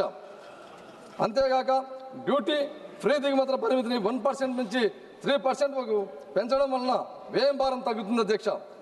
అందులో భాగంగా భారతదేశ ఈజెడ్లో చేపల వేటకు ఇచ్చినటువంటి మద్దతు మా మత్స్యకారులకు ఆదాయం పెంపుకు దోహదపడుతుంది అధ్యక్ష. ఇకపోతే అధ్యక్ష ట్రైబల్ ఏరియాలో భాగంగా అరకులోయలో సస్టైనబుల్ మౌంటైన్ ట్రైల్స్ను మరియు పులికాట్ సరస్సు యొక్క పరిసరాల్లో ఈ పక్షి వీక్షణ మార్గాలను ఆంధ్రప్రదేశ్కు పర్యావరణ పరంగా పర్యాటక పరంగా కేంద్రంగా నిలబడుతున్నాయి అధ్యక్ష. ఇవి కాక ఉపాధి అవకాశాలను పెంచడమే కాకుండా గిరిజన ప్రాంతాలకు మద్దతు ఇస్తూ ఉన్నట్టుగా ఈ బడ్జెట్లో కేటాయించారు అధ్యక్ష. ఇకపోతే ముఖ్యంగా అధ్యక్ష 600 కోట్లతో నైపుణ్య మరియు రూపాంతర పైలట్ కార్యక్రమం ఆంధ్రప్రదేశ్ ఎంపిక చేయడం చాలా గర్వంగా ఉంది అధ్యక్ష. ఎందుకంటే యువతకు పెద్ద అవకాశంగా మారుతా ఉంది అధ్యక్ష. ఇది మా యువత ఉద్యోగార్థులనే కాకుండా ఉద్యోగ సృష్టికర్తలుగా మార్చే దిశగా ఇది సహాయపడుతుందని తెలియజేస్తా ఉన్నాను అధ్యక్ష. ఇకపోతే అధ్యక్ష మా ఆంధ్రప్రదేశ్కు ముఖ్యంగా ఈ బుల్లెట్ ట్రైన్లో భాగంగా హైదరాబాద్ టు చెన్నై టు బెంగళూరు ఈ హైస్పీడ్ కారిడార్లు అనేటివి మా రాష్ట్రానికి చాలా చాలా ఉపయోగంగా ఉన్నాయి అధ్యక్ష. ఎందుకంటే ఈ హైదరాబాద్ టు చెన్నై అనే కార్యక్రమంలో భాగంగా మా అమరావతి అనేది టచ్ అవుతుంది అధ్యక్ష. ముఖ్యంగా ఈ బెంగళూరు టు హైదరాబాద్ అనే కార్యక్రమంలో మా సొంత పార్లమెంట్ అనేటువంటి కర్నూలు ముఖ్యంగా ఉంది కాబట్టి చాలా చాలా గర్వంగా ఉంది అధ్యక్ష. అంతేగాక ముఖ్యంగా ఈ బడ్జెట్లో అధ్యక్ష మాకు ఆంధ్రప్రదేశ్ జీవనాధారమైనటువంటి పోలవరం జీవనాడు లాంటిది అధ్యక్ష. అది 2027 కల్లా కంప్లీట్ చేయాలనే కృతనిశ్చయంతో ఉన్నటువంటి ఆంధ్రప్రదేశ్ ప్రభుత్వానికి ఈ జలవనరుల శాఖకు ముఖ్యంగా అత్యధికంగా నిధులు కేటాయించేందుకు చాలా చాలా మరొకసారి ధన్యవాదాలు తెలియజేస్తా ఉన్నాను అధ్యక్ష. అంతేగాక అమరావతి నిర్మాణం అనేది మాకు స్టేట్ క్యాపిటల్ చాలా ఇంపార్టెంట్ అధ్యక్ష. ఆ స్టేట్ క్యాపిటల్ నిర్మాణంలో భాగంగా అర్బన్ డెవలప్మెంట్ అథారిటీకి పట్టణాభివృద్ధి శాఖ కూడా నిధులు పుష్కలంగా కేటాయించినందుకు నిర్మలా సీతారామన్ మేడం గారికి మరొకసారి ధన్యవాదాలు తెలియజేస్తా ఉన్నాను అధ్యక్ష. అంతేగాక ఈ బడ్జెట్ అనేది ఆంధ్రప్రదేశ్ను భారతదేశ అభివృద్ధి ప్రయాణంలో వ్యూహాత్మక భాగస్వామిగా గుర్తించింది అధ్యక్ష మా స్టేట్ను. ఇకపోతే అధ్యక్ష మా ఆంధ్రప్రదేశ్ ముఖ్యమంత్రి వర్యులైనటువంటి గౌరవనీయ నారా చంద్రబాబు నాయుడు గారి యొక్క దూరదృష్టి నాయకత్వంలో ఆంధ్రప్రదేశ్కు ఈ కేటాయింపులు అన్నటివి వేగవంతమైన అభివృద్ధిగా మార్చగలవు. ఈ పెట్టుబడులను ముఖ్యంగా పరిశ్రమలకు మరియు ఏపీ యొక్క భవిష్యత్తును మార్చగలని చెప్పేసి భావిస్తున్నాము అధ్యక్ష. ఇకపోతే అధ్యక్ష ఫైనల్గా ఇప్పుడు నా నియోజకవర్గం కర్నూలు పార్లమెంట్ గురించి 2 విషయాలు తెలియజేయాలని తెలుసు అధ్యక్ష. ముఖ్యంగా ఈ బడ్జెట్లో నా కర్నూలు పార్లమెంటుకు హైదరాబాద్ టు బెంగళూరు కారిడార్లో భాగంగా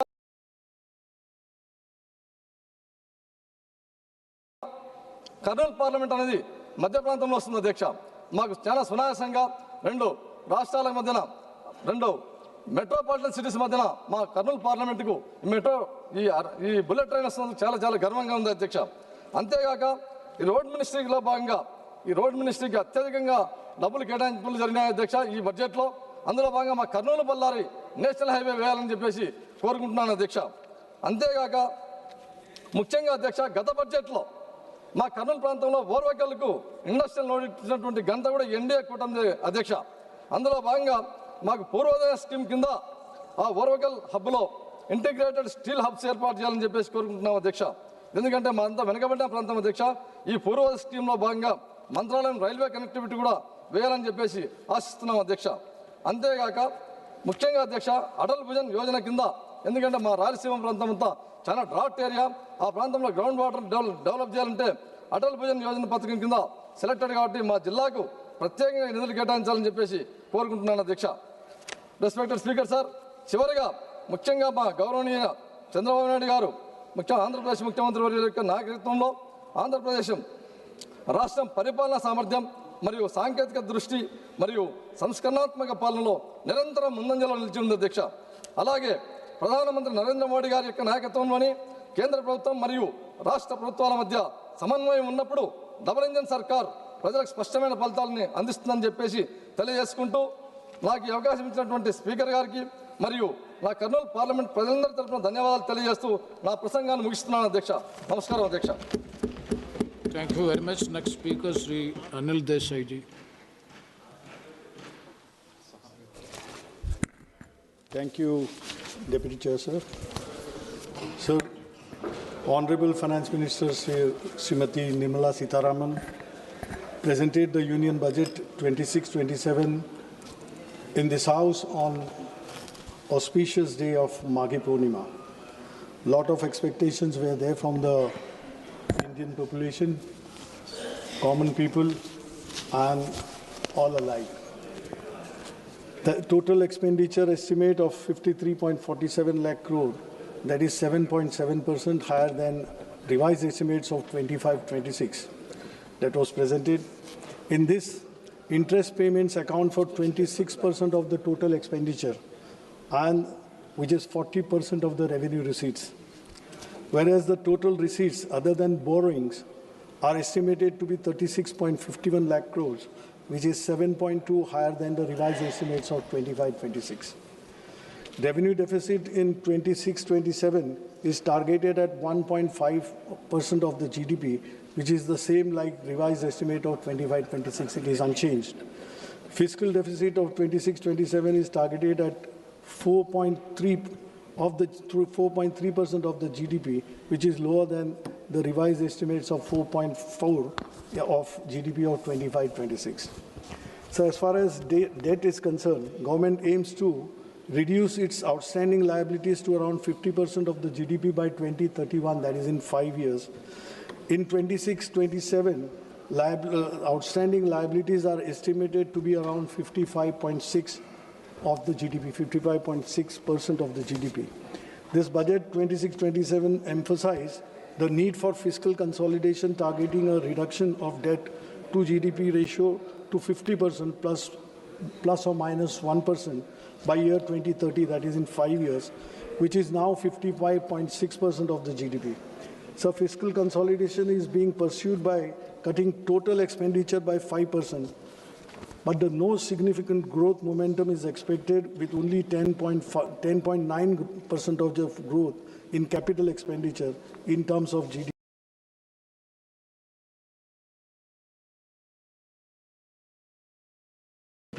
There is no corresponding increase in capital expenditure. So there is marginal increase in union government revenue expenditure, which shows at 39.44 lakh from 25-26 revised estimate to 41.25 lakh crores in 26-27. That is a growth of around 4.5%. There is only a marginal increase in transfer towards centrally sponsored schemes, rising from 5.42 lakh crore in 25-26 to 5.49 lakh crore in 26-27. That is just an increase of 1.28%. So it is to be noted that Finance Commission grants have declined from 1.32 lakh crore in 25-26 budget estimates to 1.29 lakh crore in 26-27 budget estimates. So as far as revenue receipts are concerned, only marginal increase is there in revenue receipts from 34.30 lakh crore in 25-26 to 35.33 lakh crores in 26-27. That is rise of around 90%. There is no estimate of GST compensation cess collection, and budget is silent about the future of GST compensation cess. I think I would request Honorable Finance Minister to shed some light on this aspect, because we would like to know how the compensation cess stands and what is the future course of it. The share of the states has fallen from 14.22 lakh crore in 25-26 to 14.22 lakh crore in 25-26 to 13.93 in 25-26 RA, which is decline of minus 2.07 for year 26-27.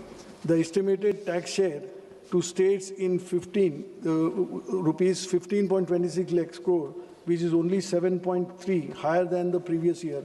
Even after considering the 16th Finance Commission tax devolution, the centre's tax share to states amounts to 34.65 instead of which is mandated of 41%. 16th Finance Commission recommended state share in divisible pool at its present level of 41%. For horizontal devolution, there is a change in the criteria and weights from 15th Finance Commission. The major change is the criteria inclusion of contribution to GDP, that is 10% weightage is given, and demographic performance by each state. With regard to revenue deficit grants, the 16th Finance Commission has not recommended that the same be granted to the states. When states fall of revenue deficit, they try to get revenue deficit from something from the center to carry on with their projects like development or wherever it is needed.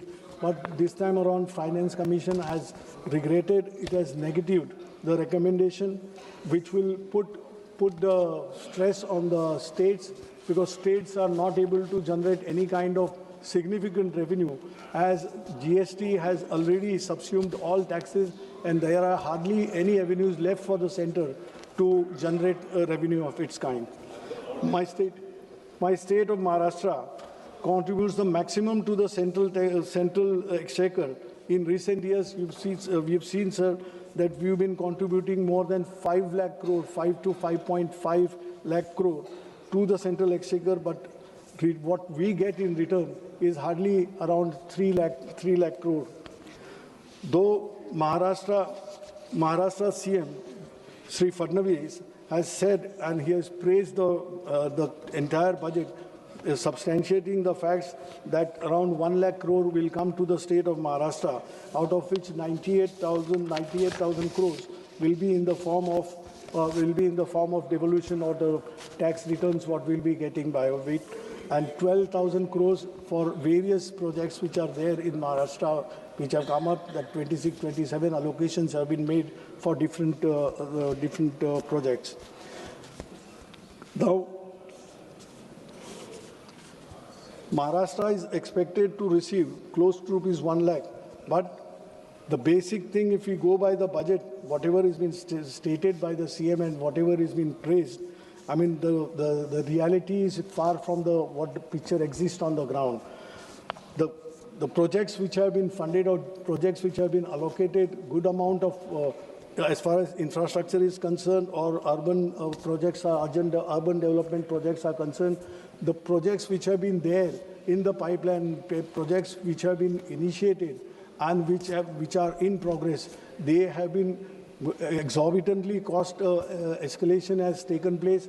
The overvaluation is being done, and it is favoring the contractors, which comes from to the government, and it gives suspicion for a lie or for suspicion to raise our doubts as far as corruption is concerned in Maharashtra. So whatever projects which are there, Mumbai-Aurangabad high-speed rail that is 6,103 crore has been provided for that corridor. Mumbai Metro projects, 1,702 crore has been provided for that. Mumbai Urban Transport Project, MUTP 3, 462 crores have been allocated.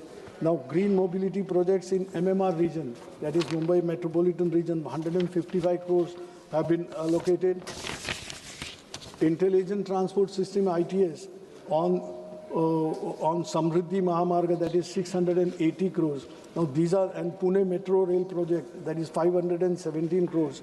These projects which ought to have been completed by long, but it is not yet completed. That escalation is on, overvaluation is being done, and this non-completion is not only proving inconvenient to the people, but it comes as a hindrance in the progress of Maharashtra. And who is benefiting out of it? Only contractors are benefiting out of it, and that is in connivance with the government officials or the politicians who are there and the treasury benches of Maharashtra. So these are the things, I mean, not leveling the charges, but this is what is seen by the people, felt by the people, and people feel that progressive state like Maharashtra, why it is taken back seat. Now, sir, finance and economy is concerned, as far as this budget is concerned, high-level committee on banking for Vikasit Bharat is been proposed. Now, banking sector, that is the backbone of Indian economy.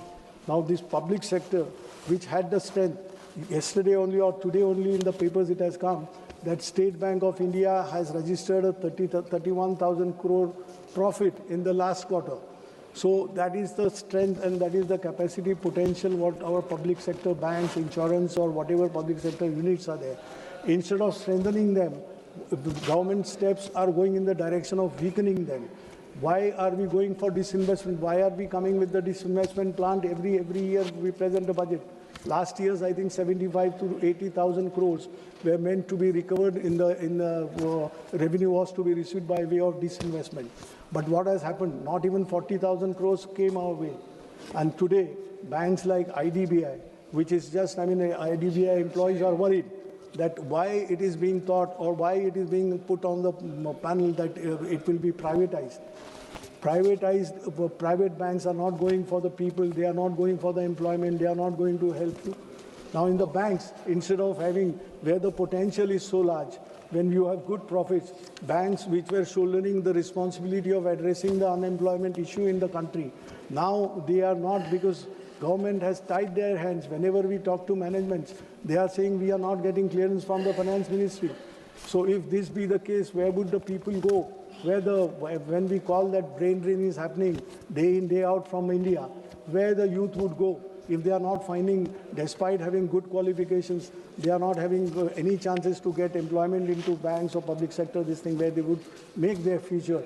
If that is so, they have no alternative but to leave the country. And this is a sad situation when we talk of creating employment.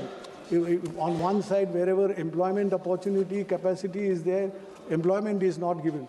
Even this is happening in case of insurance companies also. Insurance companies who were doubted that one day all three general insurance companies were to be made one, or they were to be by way of disinvestment, they were to be decided. But now that, I mean, their solvency ratio and everything which has come up with the employees' hard work, now the government's stance is, fortunately, it has changed. But these are the things, I mean, which we need to look. Labor and employment, what has happened to the labor code? Labor code has given, I mean, enough of opportunity, or it is one lopsided labor code has been developed, which is benefiting the employers, and there is absolutely no say for the employee, no say for the labor. Today, what is the situation? I mean, when we have started saying that gig economy, why it has come? In this gig economy, people who are working, those poor who are working there, they are slogging day in, day out, all 24/7. Who are they? They are engineers, they are chartered accountants, they are lawyers. They are not getting that kind of employment. Self-profession is easy to say that you can give jobs to others. You have the capacity to give jobs to others, but when the question comes of sustenance, the job is required for the people who have gained some kind of qualification, which is not so. Where policy is going wrong, government needs to think over this and really think for the youth of the people. Now skill training, lot many things are coming up, but where Yes. where the things are going. So 2 minutes. Education, the government with the new national education, new education policy, it has a lot of flaws. What about the teachers? What about the students? There is a wide gap between urban and rural teaching, rural institutions, where you don't get teachers, and teachers also are facing that problem is not yet addressed, that TET, Teachers Education Eligibility Test. Those who joined as a teacher long back when this law wasn't there, even they are made to appear for that TET, Teachers Education Test. So these flaws should be removed so that a society is built, because teachers we look up to, that they educate the society.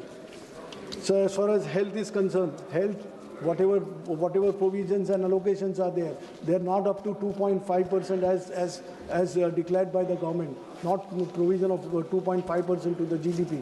Now, what is the situation in the state, my state of Maharashtra? If you see the plight of the government hospitals, no one would dare to go, no doctors, there is no medicine. Patients are lying on there are no beds for patients to accommodate on the beds. They are lying on the corridors. And this kind of things which is happening not only in rural areas in the city like Mumbai also. Now, please try to conclude. Please. Once. And agriculture, we are giving a 10,000 crore credit line. Everything is spelled out. Everything is there on the paper. But what is the reality? The suicides which are becoming suicides has become a pattern. By the day, its numbers are increasing in the state of Maharashtra. What is happening? Why it is happening?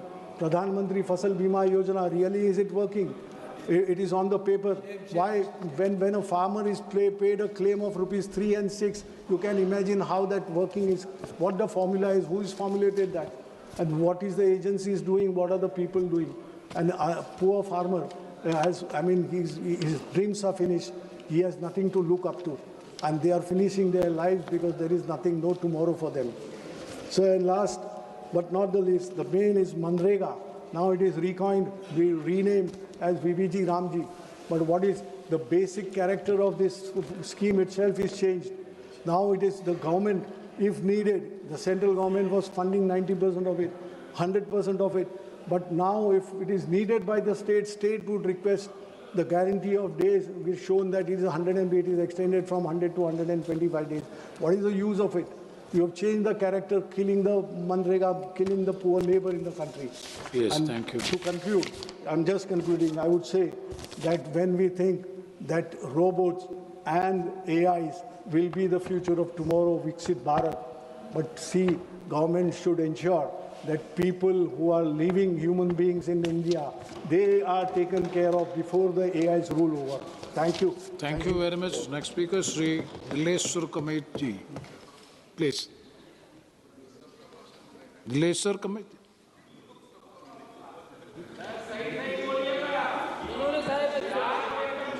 ये वर्ष 2026-27 के आम budget पर चर्चा में भाग लेने का अवसर दिया, इसके लिए आपका आभार प्रकट करता हूं। माननीय प्रधानमंत्री श्री नरेंद्र मोदी जी एवं बिहार के लोकप्रिय मुख्यमंत्री श्री नीतीश कुमार जी को हार्दिक बधाई एवं धन्यवाद देता हूं कि उनकी अगुवाई में एनडीए ने बिहार विधानसभा चुनाव 2025 में ऐतिहासिक विजय प्राप्त कर प्रचंड बहुमत से सरकार बनाने का काम किया।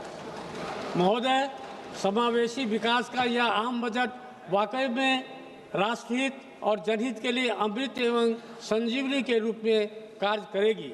महोदय, भारत के यशस्वी प्रधानमंत्री आदरणीय श्री नरेंद्र मोदी जी के दूरदर्शी एवं प्रगतिशील आर्थिक नीतियां एवं योजनाओं जो समाज के अंतिम व्यक्ति के साथ सभी वर्गों को समानांतर एवं सार्थक लाभान्वित करती है। इसके लिए मैं आदरणीय प्रधानमंत्री जी का एवं माननीय वित्त मंत्री जी का हार्दिक आभार व्यक्त करता हूं। महोदय, यह बजट भारत के किसानों, युवाओं एवं महिलाओं तथा सभी वर्गों के उत्थान तथा विकास के लिए है, किंतु हमारे साथी को यह सब दिखाई नहीं पड़ता है। न जाने उन्हें यह क्यों नहीं दिखाई पड़ता है, उनके चश्मे में इस तरह दिखाई क्यों नहीं पड़ रहा है। महोदय, रोजगार, कौशल प्रशिक्षण और अन्य अवसरों की सुविधा उपलब्ध कराने के लिए माननीय प्रधानमंत्री जी की योजनाएं जो विकसित भारत बनाने में एक महत्वपूर्ण कदम है। महोदय, प्रधानमंत्री जी ने किसान भाइयों के लिए कृषि में उत्पादकता और अनुकूलनीयता को प्राथमिकता देते हुए परिवर्तनकारी राष्ट्रीय सहकारिता नीति जैसी योजनाओं को कार्यान्वित किया है। महोदय, प्रधानमंत्री जी ने भारत के युवाओं के भविष्य को उज्जवल बनाने के लिए रोजगार और प्रशिक्षण को प्राथमिकता देते हुए रोजगार पाने वाले विनिर्माण क्षेत्र में रोजगार सृजन एवं नियोक्ताओं की सहायता जैसी योजनाएं शामिल किया है। महोदय, भारतीय अर्थव्यवस्था की विकास यात्रा को विकसित भारत के लक्ष्य प्राप्त करने के लिए समावेशिता के मार्गदर्शन प्रेरणा से ईंधन के रूप में हमारे सुधार का उपयोग कर कृषि, एमएसए, एमबी, निवेश और निर्यात जैसी 4 शक्तियां इंजन गति प्रदान कर रही है। यह बजट कृषि क्षेत्र समावेशी, संतुलित, उच्चतर समृद्धि और उत्पादकता की ओर अग्रसर है। युवाओं का सशक्तिकरण हमारी समृद्धि युवाओं को पर्याप्त रूप से साधन संपन्न करने और सशक्त बनाने पर निर्भर करती है। एनडीए की सरकार ने विकास के प्रति मानवोचित और समावेशी दृष्टिकोण अपनाया, जो पिछले 11 वर्षों में इन विकास कार्यक्रमों ने रिकॉर्ड समय में सभी के लिए आवास, हर घर जल, सभी के लिए बिजली, सभी के लिए रसोई गैस, सभी के लिए बैंक खाते और वित्तीय सेवाओं के माध्यम से प्रत्येक परिवार और व्यक्ति के लिए सेवाएं सुलभ कराई है। वहीं करोड़ लोगों को मुफ्त राशन उपलब्ध कराकर गरीबी की चिंता समाप्त कर दी है और रोजगार का सृजन हुआ है। साथ ही सरकार सर्वांगीण, सर्वस्पर्शी और सर्वसमावेशी विकास के दृष्टिकोण से कार्य कर रही है। इसमें सभी जातियों और सभी स्तरों के लोग शामिल हैं। हम 2047 तक भारत को विकसित भारत बनाने के लिए कार्य कर रहे हैं। इस लक्ष्य को प्राप्त करने के लिए हमें लोगों की क्षमता में वृद्धि करनी होगी और उन्हें सशक्त बनाना होगा। गरीब महिलाएं, युवा और अन्नदाता, उनकी आवश्यकताएं, उनकी आकांक्षाएं और उनका कल्याण हमारी सर्वोच्च प्राथमिकता है। देश की प्रगति होती है जब वे प्रगति करते हैं। महोदय, मैं अपने संसदीय क्षेत्र सुपौल सहित बिहार के सभी किसान भाइयों के हित से संबंधित मुख्य अति आवश्यक मांगों के लिए आग्रह करता हूं। वर्ष 2008 के प्रलयकारी बाढ़ की तबाही के बाद कोसी क्षेत्र के किसान भाइयों ने बहुत ही कष्ट सहन कर मखाना के साथ मक्का एवं जूट की खेती करना शुरू किया। मैं माननीय प्रधानमंत्री जी का आभार व्यक्त करता हूं कि आपके द्वारा मखान बोर्ड की स्थापना की गई है। महोदय, मेरे संसदीय क्षेत्र सुपौल के साथ बिहार के सीमावर्ती कोसी एवं मिथिला क्षेत्र में देश के कोने कोने से मखाना के साथ मक्का एवं जूट की खरीदारी हेतु व्यापारियों का आना जाना लगा रहता है, जिसके लिए बड़े स्तर पर व्यापार केंद्र अति आवश्यक एवं अपेक्षित है, जिसमें चौड़ी सड़क, रेलवे का कंटेनर डिपो, देश के सभी महानगरों के साथ रेल कनेक्टिविटी, भारी वाहन पार्किंग, उच्च क्षमता का भंडार, कोल्ड स्टोरेज, राष्ट्रीयकृत बैंक, भोजनालय, शौचालय के साथ अतिथि गृह का निर्माण हो, जिससे किसानों एवं व्यापारियों के लिए मूलभूत सुविधाएं प्राप्त हो सके। महोदय, मेरे संसदीय क्षेत्र सुपौल एवं बिहार के कोसी मिथिला वासियों के लिए एक केंद्रीय कृषि अनुसंधान महाविद्यालय की स्थापना जनहित में अत्यंत ही आवश्यक एवं उपेक्षित है, जिसमें कृषि एवं किसान कल्याण संबंधी सभी विषयों का पठन पाठन हो सके। आग्रह है कि मेरे संसदीय क्षेत्र सुपौल में केंद्रीय कृषि अनुसंधान महाविद्यालय की स्थापना की जाए। रेलवे बनी बिहार के विकास की धुरी है। 2019 से 2014 रेलवे बजट में औसतम 1132 करोड़ बजट था, जबकि 2026-27 में रेलवे बजट बढ़कर 10,370 करोड़ हुआ।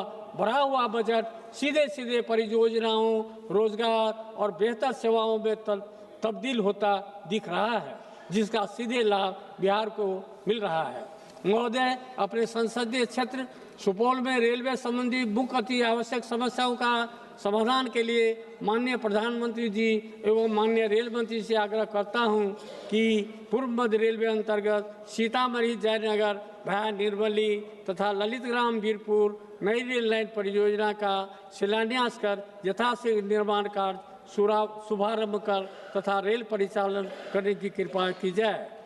गाड़ी संख्या 15949 और 15950 डिब्रूगढ़ गोमती नगर अमृत भारत एक्सप्रेस का परिचालन गलगलिया अररिया रेलखंड होकर फारबिसगंज सरायगढ़ दरभंगा के रास्ते करने की कृपा की जाए। डिब्रूगढ़ से नई दिल्ली भाया कटिहार, बरौनी एवं भाया कटिहार हाजीपुर होकर 3 राजधानी ट्रेन का परिचालन किया जाता है। उस तीनों में से किसी एक राजधानी ट्रेन को नवनिर्मित गलगलिया अररिया रेलखंड होते हुए फारबिसगंज राघोपुर तथा दरभंगा के रूट से परिचालन करने की कृपा की जाए, जिससे बंगाल, बिहार तथा उत्तर प्रदेश के सीमावर्ती क्षेत्रों की जनता को इसका लाभ मिल सके तथा समय एवं दूरी भी कम होगी। छात्रों, युवाओं, किसानों, व्यापारियों तथा शिक्षा, स्वास्थ्य, बाजार, कोर्ट कचहरी की सुविधा के लिए पूर्व मध्य रेलवे के त्रिवेणीगंज से पटना भाया सरायगढ़ दरभंगा होते एक मेल एक्सप्रेस ट्रेन का परिचालन रात्रि में दोनों तरफ से किया जाए। साथ ही सुपौल से सियालदह कलकत्ता के लिए एक नई ट्रेन चलाई जाए, जिसे क्षेत्र के व्यापारियों तथा उस क्षेत्र के सीमावर्ती क्षेत्र के जनता को इसका लाभ मिल सके। बिहार राज्य के सुपौल जिला अंतर्गत NH 387 सुपौल से बरिया मंच होते हुए भाया मरौना एवं मधेपुर होते हुए दरभंगा तक सड़क एवं उप सड़क के मध्य कोसी नदी में पुल का निर्माण करने की कृपा की जाए। अध्यक्ष महोदय, विकसित भारत के निर्माण के लिए देश के गरीब, युवा, नारी शक्ति और किसान सशक्त होंगे। सरकार इसके प्रति वचनबद्ध है। इन्हीं शुभकामनाओं के साथ मैं 2026-27 के आम बजट का समर्थन करते हुए बिहार के समस्त जनता एवं जनता दल यूनाइटेड के तरफ से धन्यवाद एवं आभार प्रकट करता हूं। धन्यवाद। धन्यवाद। श्री बजरंग सोनेवानी जी। मुझे आपने बोलने का मौका दे दिया। मैं एनसीपी शरद पवार पार्टी से हूं। आदरणीय शरद पवार साहब से कृपा से मैं ये सभागृह में हूँ। मुझे बहुत खेदजनक बात ये बजट पे बात करते टाइम पे बोलना है कि महाराष्ट्र के वित्त मंत्री जो डेप्यूटी सीएम थे, उनका निधन 14 दिन पहले हो गया। इस सभागृह में सदस्य थे। पहले मैं उनको भावपूर्ण श्रद्धांजलि अर्पण करता हूँ। और माननीय अध्यक्ष जी, मैं सन 2026-27 या अर्थसंकल्पावर बोलण्याची संधी दिल्याबद्दल आपले मनपूर्वक आभारी आहे। महोदय, यावेळच्या अर्थसंकल्पामध्ये सरकारचा कोणता स्पष्ट दृष्टिकोन, ठोस धोरण किंवा देशवासियांसाठी काहीतरी करण्याची ठाम इच्छाशक्ती दिसून येत नाही। हा अर्थसंकल्प घाईघाईत कोणताही सखोल विचार न करता जमिनीवरील वास्तव्याने समजून तयार करण्यात आलेला नाही। नेहमीप्रमाणे यालाही अर्थसंकल्प न म्हणता सरकारचा आणखी एक जुमला बजेट म्हणणे अधिक योग्य होईल। महोदय, मी या सभागृहापूर्वी काही महत्त्वाचे मुद्दे मांडू इच्छितो। मागील अर्थसंकल्पात मांडलेले मुद्दे यावेळेस केवळ रंगरंगटी करून नव्या स्वरूपात पुन्हा सादर करण्यात आलेले आहेत। महोदय, माननीय अर्थमंत्री महोदयांनी सुधार एक्सप्रेस या संकल्पनेची मोठ्या गाजावाजात घोषणा केली आणि सरकारने 350हून अधिक सुधारणा केल्याचे सांगितले। मात्र 350 सुधारणा नेमक्या कोणत्या याचा तपशील देण्यात आलेला नाही। जीएसटी सोडल्यास कोणताही ठोस सुधारणा झाली हे स्पष्ट होत नाही। जीएसटी सारखा विषय गोरगरिबांना लुटण्याचा विषय जीएसटी मध्ये होतो। जीएसटी मध्ये बरेच काही बदल केले, हे बदल सुद्धा चुकीच्या पद्धतीने आहेत असं माझं मत आहे। महोदय, जीएसटी बाबत सांगायचे झाले तर हा कर घाईघाईत रात्री 12 वाजता घंटानाद करत लागू करण्यात आला। विरोधकांनी वारंवार सूचित केले ही सर्व संबंधित चर्चा करून विचारपूर्वक हा कर लागू करावा, पण सरकारने कोणतीही सूचना मान्य केली नाही। आज सरकार स्वतःच्या चुकीच्या निर्णयामुळे निर्णय झालेल्या अडचणी दुरुस्त करण्याचा प्रयत्न सुधार एक्सप्रेस या नावाखाली करत आहे। माझा सरकारला थेट प्रश्न आहे की तुमच्या चुकीच्या जीएसटी धोरणामुळे ज्या व्यापाऱ्यांचं, उद्योजकांचं आणि सामान्य नागरिकांचं नुकसान झालं, त्या त्या सर्व लोकांना सरकार नुकसान भरपाई देणार आहे का? महोदय, MSME क्षेत्रासाठी दरवर्षी आश्वासने दिली जातात, पण वास्तव्य असे आहे की काही सरकारच्या काळात लघु मध्यम उद्योग दिवसेंदिवस अडचणीत सापडत आहेत. अनेक छोट्या उद्योग बंद पडण्याच्या मार्गावर आहेत. त्यांना वाचवण्यासाठी सरकारकडे कोणते स्पष्ट धोरण नाही. सरकार याच्यासाठी कुठलीही पावले उचलत नाही. त्याच्यामुळे उद्योजक अडचणीत येत आहेत. आपल्या देशातील उद्योजक सक्षम आहेत, पण सरकारच्या चुकीच्या धोरणामुळे ते आज अडचणीत सापडलेले आहेत. उत्पादन क्षमता असूनही बाजार व्यवस्थेसाठी ठोस धोरण नसल्यामुळे देशाची उत्पादकता कमी होत आहे आणि परिणाम भारत हा फक्त एक मोठा उपभोक्ता देश होत आहे आणि याचा फायदा परदेशी देश घेत आहेत. हीच सरकारची नीती आणि नियत म्हणावी लागेल. माननीय अध्यक्ष महोदय, सरकारने बरेच काही धोरणं राबवले. मागच्या काळामध्ये सरकारने या देशामध्ये साखर उद्योगासाठी इथेनॉल प्रोजेक्ट उभारण्यासाठी इंटरेस्ट सबमिशन स्कीम राबवली आणली. इंटरेस्ट सबमिशन या नावाखाली करोडो रुपयाचे प्रोजेक्ट उद्योजकांनी उभे केले, साखर कारखानदारांनी उभे केले आणि त्याचा परिणाम काय झाला तर मागच्या 2 वर्षापूर्वी 7 डिसेंबर 2023 ला रातोरात एक 2 वळीचं पत्र काढलं आणि सांगितलं इथेनॉल प्रोडक्शन बंद करा.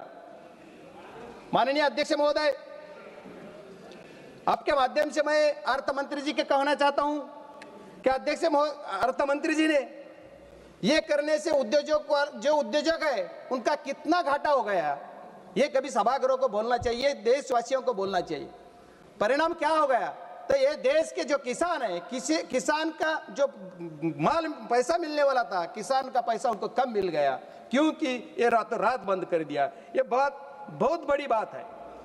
इथेनॉल प्रोजेक्ट 200, 400, 500 करोडचे उभे केले आणि 500 करोडचे इथेनॉल प्रोजेक्ट उभे केले तर त्याचा इंटरेस्ट सबमिशनची जी स्कीम आहे त्याच्या ती बंद तर झालीच, पण त्यांचं जे इंटरेस्ट सबमिशनचं जे पैसे आहेत जे सरकारनं वाटायची हमी दिली 2-2, 3-3 वर्ष त्यांचे पैसे मिळत नाहीत. ही सरकारची नियत उद्योजक संपवायची आहे असं माझं मत आहे. त्याच्यामुळे सरकारने त्याच्यावर सुद्धा काहीतरी ठोस पाऊल उचलला पाहिजे. एवढंच नाही तर किसान जे ऊसाचे शेतकरी आहेत, ऊस उत्पादक शेतकऱ्यांसाठी साखरला MSP लागू करायची. दरवर्षी FRP वाढली जाते पण MSP वाढत नाहीये. जर FRP तुम्ही दरवर्षी वाढवता खूप आनंदाची गोष्ट की शेतकऱ्याला FRP पण पैसा मिळाला पाहिजे, पण साखरेची MSP कोण वाढवणार? सरकारला आपल्या माध्यमातून मी एवढीच विनंती करणार आहे की तुम्ही MSP पण वाढवा. आज या कृषी प्रधान देशामध्ये ऊसाची शेती असो, आलूची शेती असो, गव्हाची शेती असो, बटाटा असो, सगळ्या शेतकऱ्यांना MSP दिली पाहिजे. ही काळाची गरज आहे, पण हे सरकार MSP देत नाही. ही दुर्दैव आहे. आणि सरकारने सांगितलं कृषी प्रधान देशामध्ये की आम्ही शेतकऱ्यांचं उत्पन्न दुप्पट करू, पण शेतकऱ्याचं उत्पन्न दुप्पट न होता निमपटीवर येते. याच्यासाठी सरकारने ठोस निर्णय घेतला पाहिजे अशी माझी सरकारला विनंती. महोदय, या अर्थसंकल्पात व्यापाऱ्यांना पुन्हा कर्ज घेण्याचा सल्ला देण्यात आला. याचा अर्थ सरकारला प्रत्येक व्यापारी कायम कर्जाच्या ओझ्याखाली राहावा असं वाटतंय. महोदय, बनारस पाटणा येथे जलमार्गावरील जहाज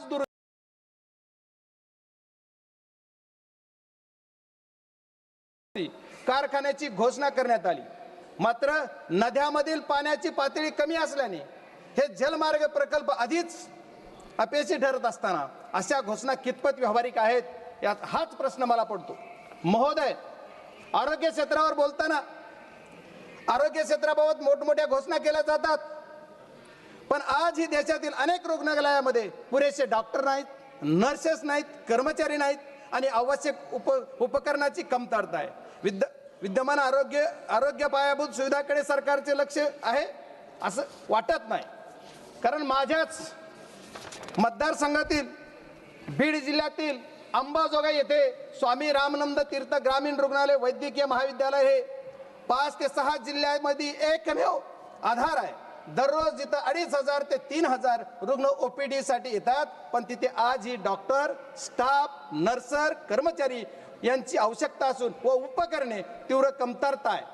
त्याच्यामुळे सरकारने नवीन घोषणा करण्याऐवजी आधी उपलब्ध असणाऱ्या पायाभूत सुविधा सक्षम कराव्यात अशी मागणी मी या सभागृहाच्या माध्यमातून माननीय अर्थमंत्र्यांच्या माध्यमातून सरकारला विनंती करतो की माझ्याकडं हे जे माझ्या जिल्ह्यामधलं रुग्णालय या वैद्यकीय महाविद्यालयामध्ये ज्या पूर्वी 50 विद्यार्थ्यांचा स्टाफ होता त्याची मर्यादा वाढवली, 50चे 100 केले, 100चे 150 झाले, पण स्टाफ मात्र जे नर्सेस डॉक्टर्स जे आहेत ते फक्त 50 प्रमाण आहेत. आज 150 संख्या जर झाली असली विद्यार्थ्याची आणि ओपीडी पहिली जिथं 500 होती तिथं आता 5000 ओपीडी झाली, पण तिथला तुमचा जो स्टाफ आहे ते वाढत नाही. त्याच्यामुळे औषधाची कमतरता आहे. त्या समितीचा अध्यक्ष पण मी जिल्ह्यात आहे, पण त्या समितीचा अध्यक्ष असताना सुद्धा मला तिथं सांगितलं जातं की औषधं नाहीत. याच्यासाठी सुद्धा सरकारनं गांभीर्यानं बघितलं पाहिजे असं मी सरकारला विनंती करतो.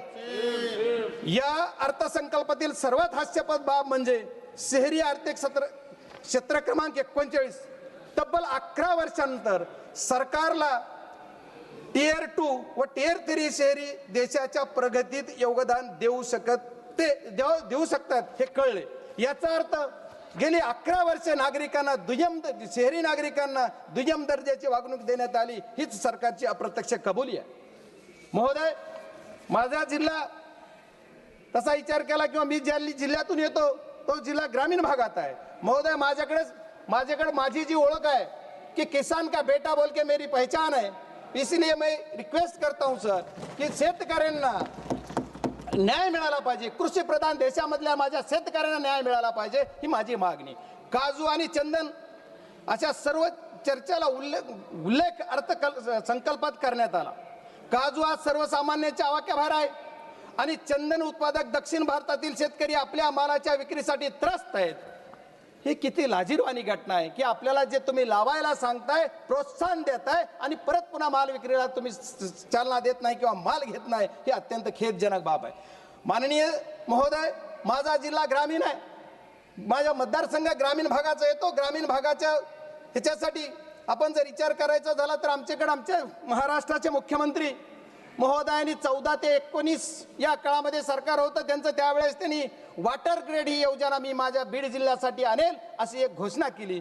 पण आज तब्बल 11 वर्ष झालं तरी पण काहीही नाही. माझ्या या जिल्ह्यासाठी वॉटर ग्रेड नाही, पण आहे त्या प्रोजेक्टमधून पाणी द्या. गावोगाव ते पाणी आलं पाहिजे. माझं उजनी धरणातलं पाणी आमच्या मांजरा धरणात आलं पाहिजे, मांजरा धरणाचं पाणी जिल्ह्यात फिरलं पाहिजे. याच्यासाठी लागणारा निधी माननीय अर्थमंत्र्यांनी या बजेटमध्ये माझ्या जिल्ह्याला द्यावा ही माझी विनंती आहे. महाराज अध्यक्ष महोदय, लखपती दीदी योजना केवळ निवडणुकीपुरती केंद्रीय घोषणा ठरली आहे. देशातील महिलांच्या सुरक्षेचा प्रश्न मात्र अजूनही त्यासाठी सरकारचं कोणतंही ठोस पाऊल नाहीये, कुठलं धोरण नाही. महिलांसाठी अन्याय, महिलांसाठी अत्याचार, दर दिवस रेप्स एवढे प्रकार घडतात. सरकार त्यांना कुठं ठोस असा निर्णय घेऊन त्यांना संरक्षण देत नाही. महोदय, एवढेच नाही तर सरकारच्या बऱ्याच योजना आहेत. आता अर्थमंत्री गेलेत, मला त्यांना विचारायचं आपल्या माध्यमातून की सरकारची PMGSY म्हणजे ग्रामीण विकास या अर्थसंकल्पात प्रचंड कमतरता आहे. सर 2 मिनिट में कंक्लूड करता हूं प्लीज. PMGSY नावाची योजना जी सरकारची आहे, या PMGSY योजनेचा टप्पा 3 एकाही कामाला मंजुरी नाही आहे. आज 2 वर्ष मी खासदार होऊन झाले, एकाही कामाला मंजुरी नाही. 1 single work, no sanction. Sir इसलिए मैं कहता हूं कि सब जल्द से जल्द ये देना चाहिए. सर सरकार की और एक घोषणा है, हर घर घर जल और नल. ये योजना के अंदर 50 करोड़ रुपया पिछले बजट में से खर्चा नहीं हुआ और मेरे जिले के अंदर 1 रुपया ही नहीं दिया. सर क्यों? अगर 50,000 करोड़ तुम्हारा लैप्स होता है और मुझे 1 रुपया ही नहीं मिलता, ये खेदजनक बात है. क्योंकि अपोजिशन वाला MP है बोल के नहीं दिया क्या? ऐसा मेरा सवाल सरकार से, मेरा रिक्वेस्ट है सर 2 मिनट मेरा समय है मेरे पार्टी का, उतना दे दीजिए प्लीज. और सर मेरे जिले के अंदर टेक्नोलॉजी पे आप बोल रहे 21 भारत, अभी क्या क्या करना है? भारत 1 नंबर पे लाना है, कौन से टाइप पे लाना है सर? ये टेक्नोलॉजी के क्षेत्र में मेरे अर्थसंकल्प है, इसमें मेरा जो जिला है, जिले के अंदर sir please 2 minute sir, please 2 minute. मैं जो मेरे 400 गांव खेड़े हैं वहां अभी भी BSNL का टावर नहीं है और दूसरे कौन से के कंपनी का टावर नहीं. मैं सरकार से रिक्वेस्ट करूंगा कि मेरे जिले के अंदर वो देना चाहिए. रेल के बारे में बहुत जिक्र किया सर, रेल बुलेट ट्रेन ले लिया, बुलेट ट्रेन 1,000 करोड़ 1 लाख करोड़ का बजट 2 लाख करोड़ कर दिया. क्यों? और मेरे इधर कुछ क्या किया है? हमारे महाराष्ट्र के अंदर खाली अर्बन के लिए सरकार चलती है, रूरल के लिए क्यों नहीं है? मेरे जिले के अंदर जो एक सेकंड, मेरे जिले के अंदर एक ही प्रोजेक्ट की मांग थी मेरी, और सरकार से, अर्थ मंत्री से मेरे रिक्वेस्ट है, मेरा जो धाराशिव से लेके बीड़ से लेकर संभाजीनगर का रेल मार्ग, इसी के लिए कुछ ना कुछ बजट की तरतूद होना चाहिए। और ये गरीब के, किसान के बेटा के जो मतदार संघ है, उसी के लिए अर्थ मंत्री दे देंगे। Sir last second, last sir, या अर्थसंकल्पात देशाच्या, मी लास्ट बोल रहा हूँ, शेवटी एवढंच म्हणेन की या अर्थसंकल्पात देशातील जनतेला पूर्णपणे निराश करणारा आहे। जुन्या घोषणाचे मिश्रण करून घाईघाईत तयार करण्यात आलेला आहे अर्थसंकल्प। आम्हाला या गोष्टीतून काहीच मिळणार नाही। मी माझ्या सर एक लफ्ज खाली, एक सरकार के लिए धन्यवाद अध्यक्ष महोदय, धन्यवाद अध्यक्ष महोदय। मैं आज आपका धन्यवाद देता हूं, आपने मुझे बजट पे बोलने का मौका दिया है। अध्यक्ष महोदय, तथ्यों के साथ खड़ा हुआ हूं, सुर्खियों के साथ नहीं। सरकार के अपने ऑडिट खाते, बजट, व्यक्तित्वों और संसदीय उत्तरों के साथ जब इन्हें एक साथ पढ़ा जाता है तो एक पैटर्न साफ दिखता है कि घोषणाएं आगे दौड़ती हैं, नतीजे पीछे रह जाते हैं और जवाबदेही सदे हुए शब्दों की ओट में गायब हो जाती है। अध्यक्ष महोदय, यूनियन बजट 2025-26 में आकर समाप्त होते होते हम सरकार ने फ्लैगशिप स्कीमें, बड़ी बड़ी हेडलाइंस एलोकेशन के जरिए बार बार बेचने की कोशिश करी। पिछले कितने बजटों को चेक करेंगे तो हर बार कुछ न कुछ बजट में नया आता है, पर कोई कंपैरेटिव उसका कोई चार्ट नए पार्लियामेंट में कभी पेश हो पाता है कि क्या स्कीमें लॉन्च हुई और उनका आज पब्लिक एट लार्ज में, फील्ड में उनका क्या इम्पैक्ट रहा है। लेकिन मैं आपको एक स्टार्टिंग शुरुआत करनी चाहूँगा पीएम पोषण स्कीम के साथ में। एक भारत सरकार की बेहतरीन प्रोग्राम ना, अच्छा है, पोषण को हम इम्प्रूव करना चाहते हैं और अच्छा एक जिसका गवर्नमेंट ऑफ इंडिया के एक ऑफिशियल अगर आप डैशबोर्ड भी चेक करो तो 21-22 के अंदर इस प्रोजेक्ट के, इस स्कीम के लिए जो बजट एस्टीमेट थे वो 11,500 करोड़ पे थे, जबकि एक्चुअल एक्सपेंडिचर 10,000 करोड़ के आसपास ही हुआ। फिर 23-24 में ये 11,600 करोड़ बढ़ा दिया गया, एक्चुअल एक्सपेंडिचर 8,400 करोड़ हुआ। 24-25 में 12,500 करोड़ कर दिया गया, एक्चुअल रिलीज 9,900 करोड़ हुआ। और 25-26 में बजट एस्टीमेट 12,500 करोड़ हुआ और एक्चुअल रिलीज 6,170 करोड़ पे हुआ। सर अध्यक्ष महोदय, मैं कहना चाहता हूं कि सरकार स्कीमों के साथ में जब बजट एस्टीमेट अनाउंस करती है, रिवाइज एस्टीमेट होते हैं मिड ऑफ द ईयर के अंदर, वहां आधा दम तोड़ जाता है और जब ये एक्चुअल में लागू होती हैं तो इनकी हालत और भी दयनीय हो जाती है। और ऐसा ये नहीं कि किसी एक स्कीम के साथ है, अनेकों स्कीम के साथ में है। आज की तारीख में भी जो हम डेटा देखते हैं, NFHSA का जो डेटा देखेंगे तो हमारी कितनी ही बच्चियां आज की तारीख में, हम स्कूलों के अंदर आयरन जिंक की टैबलेट्स दे रहे हैं, एनेमिक बच्चियां हैं। और पीएम पोषण प्रोग्राम की रियलिटी ये है कि गवर्नमेंट ऑफ इंडिया से बजट भी पूरा अपना स्पेंड नहीं हो पा रहा। ऐसे ही आप देखेंगे अनेकों स्कीमें। अभी स्कूल शिक्षा के बारे में बात करते हैं, समग्र शिक्षा एक अभियान चला, उसके अंदर 31,000 करोड़ पे 21-22 में सैंक्शन किए गए, 30,000 भी खर्च नहीं हुए। 23-24 में 37,400 करोड़ सैंक्शन हुए और वो पैसा आज तक खर्च नहीं हुआ। हालत ये है कि राजस्थान के अंदर हाई कोर्ट के ऊपर एक अपना राजस्थान गवर्नमेंट ने अपना वक्तव्य दिया है कि राजस्थान गवर्नमेंट के अंदर 56% ऑफ स्कूल्स के जो रूम्स हैं वो जर्जर हालत में हैं, अनयूजेबल हैं और मेजर रिपेयर्स मांगते हैं। राजस्थान के अंदर एक स्कूल के अंदर बिल्डिंग गिरने से 7 बच्चों की मृत्यु हुई। गवर्नमेंट ऑफ राजस्थान ने आनन फानन के अंदर पूरे स्कूल के, राजस्थान के स्कूल्स का डेटा कलेक्ट करवाया और डेटा कलेक्ट करने के बाद ये मालूम पड़ा कि स्कूल के अंदर 2,83,780 रूम तो ऐसे हैं जो जर्जर हालत में हैं और उनके पास में उनमें कमरों में बैठने की बच्चों की स्थिति नहीं है। और 2,19,000 ऐसे कमरे हैं जिनको मेजर रिपेयर वर्क्स चाहिए। और गवर्नमेंट और हाई कोर्ट ने साथ साथ में ये भी कहा, और एक रिपोर्ट जो सामने आई कि गर्ल्स राजस्थान के स्कूलों में पानी कम इसलिए पीती हैं क्योंकि राजस्थान में वर्किंग टॉयलेट्स तक नहीं। और समग्र शिक्षा अभियान की हालत ये है कि उसके लिए बजट नहीं। मेरी कॉन्स्टिट्यूंसी अकेले में 1600 से ऊपर कमरों की रिक्वायरमेंट्स है सर, पर गवर्नमेंट के पास में कहीं कोई पैसा नहीं। स्टेट सब्जेक्ट, सेंट्रल सब्जेक्ट के ऊपर बात घूमती रह जाती है। ऐसे कितने स्कूल हैं सर, चूरू लोकसभा क्षेत्र से आता हूँ, 50 डिग्री का टेम्परेचर टच करता है, आज भी बच्चे बाहर पेड़ के नीचे पढ़ने को मजबूर हैं, पर सरकार के पास में विकसित भारत का विजन के अंदर बच्चों के लिए कोई विजन नजर नहीं आता कि कैसे ये बच्चे पढ़ेंगे, कैसे ये बच्चों के स्कूल की प्रॉपर रूम्स मिलेंगी।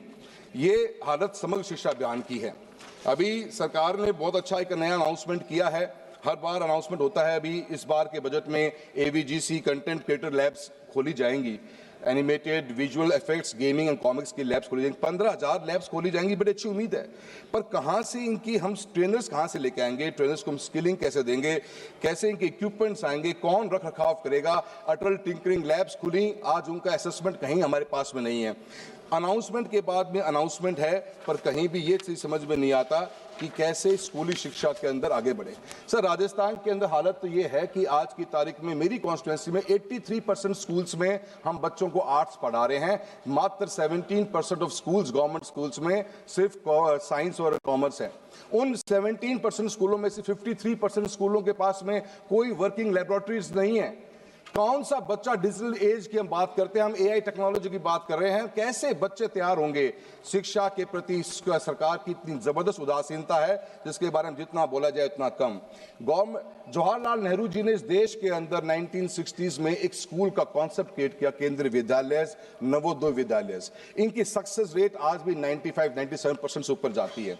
पर इस सरकार की उदासीनता के कारण आप देखो कि पिछले अभी ऑफिशियल डेटा के अनुसार केंद्रीय विद्यालय में और नवोदय विद्यालय में 12,000 से अधिक टेक्निकल पोस्ट वैकेंट पड़ी हुई हैं। बच्चों के एडमिशन्स घटते जा रहे हैं। जहां 1,95,000 20-21 के अंदर बच्चे KV में एडमिशन लेके बैठे हुए थे, आज वो फिगर घटते घटते हमारा 1,39,000 के ऊपर आ गया है। यही हालत हमारे नवोदय स्कूल्स की है। मेरा प्रधानमंत्री कौशल विकास योजना के बारे में बात करी, उनकी स्थिति क्या है? बिल्कुल खत्म होने की पोजीशन के ऊपर सेंटर्स आगे हैं। सिर्फ और सिर्फ न तो कोई एक डेटा के अनुसार 41% बच्चों को, ट्रेन बच्चों को गवर्नमेंट प्लेसमेंट दिला पाई, और प्लेसमेंट होने के बाद में इन बच्चों के साथ में आज की तारीख में सिर्फ ये सर्टिफिकेट डिस्ट्रीब्यूशन का एक प्रोग्राम रह गया है। अनेकों ऐसी समस्या। अभी PM इंटर्नशिप की बात कर लीजिए, पिछली बार बहुत हा हुल्ला के साथ में स्कीम लॉन्च करी गई और 10,831 करोड़ रुपए का बजट भी सैंक्शन किया गया। पर रिवाइज एस्टीमेट देखिए 526 करोड़, 10,000 की अनाउंसमेंट के बाद में 526 करोड़ रुपए का ही बजट सैंक्शन हुआ, और इस साल 4788 करोड़ रुपए की बात करी गई है। यही हालत AI मिशन की है। 2000 का budget estimate, 800 crore revise estimate, इस बार फिर 1000 करोड़। तो शिक्षा के प्रति सरकार की उदासीनता। और मैं ये मानता हूं कि मैं सरकार से निवेदन भी करना चाहूँगा, वित्त मंत्री महोदय बैठी हुई हैं, मैम, स्कूल एजुकेशन में हमारे कॉन्स्टिट्यूएंसीज राजस्थान जैसे में बहुत समय बाद में एनरोलमेंट्स बहुत बड़े हैं, but we are lacking basic infrastructure, and the basic infrastructure needed to be funded by someone. मैं पार्लियामेंटेरियन अपनी कॉन्स्टिट्यूएंसी में घूम रहा हूं तो एक ही डिमांड है स्कूल में रूम्स की। रूम्स लाए कहां से? 1800 रूम्स की रिक्वायरमेंट मेरी कॉन्स्टिट्यूएंसी में है, पर there is no way out. State के पास पैसा नहीं, सेंटर पे आते तो स्कीम नहीं। कुछ अलॉटमेंट्स होती हैं, I can't deny that, but the allotment has to be increase to a substantial number where the students can at least sit in the class. That is my point to you, I would like to address for the education. किसके बारे में? Sir वहां पे भी नहीं बोलने दे रहे थे, यहाँ पे भी नहीं बोलने दे रहे हो, कहीं तो बोलने दो। सर, जल जीवन मिशन के बारे में बात चली है। 67,000 करोड़ रुपए का प्रस्ताव बजट एस्टीमेट में था हमारे BE 25-26 के अंदर। रिवाइज एस्टीमेट 17,000 करोड़ रुपए को।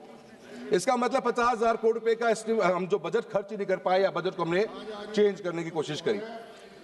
हालत राजस्थान की यह है कि राजस्थान के अंदर आज भी पीने की पानी की व्यवस्था नहीं।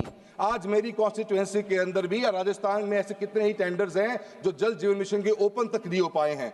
आज की तारीख में अवार्ड हुए वे वर्क 2021 के अंदर, और उनका डेविएशन आ गया 500 करोड़ के प्रोजेक्ट में 70 करोड़ रुपए का डेविएशन आ गया, और उस डेविएशन के अंदर आज सरकार के पास 2 साल से फाइल पड़ी हुई है, पर सरकार के पास 70 करोड़ रुपए नहीं है। अभी किसान हमारे रतनपुरा के धरने पे बैठे हुए थे, और उनको पीने के पानी की सरकार के पास में कोई सिस्टम नहीं।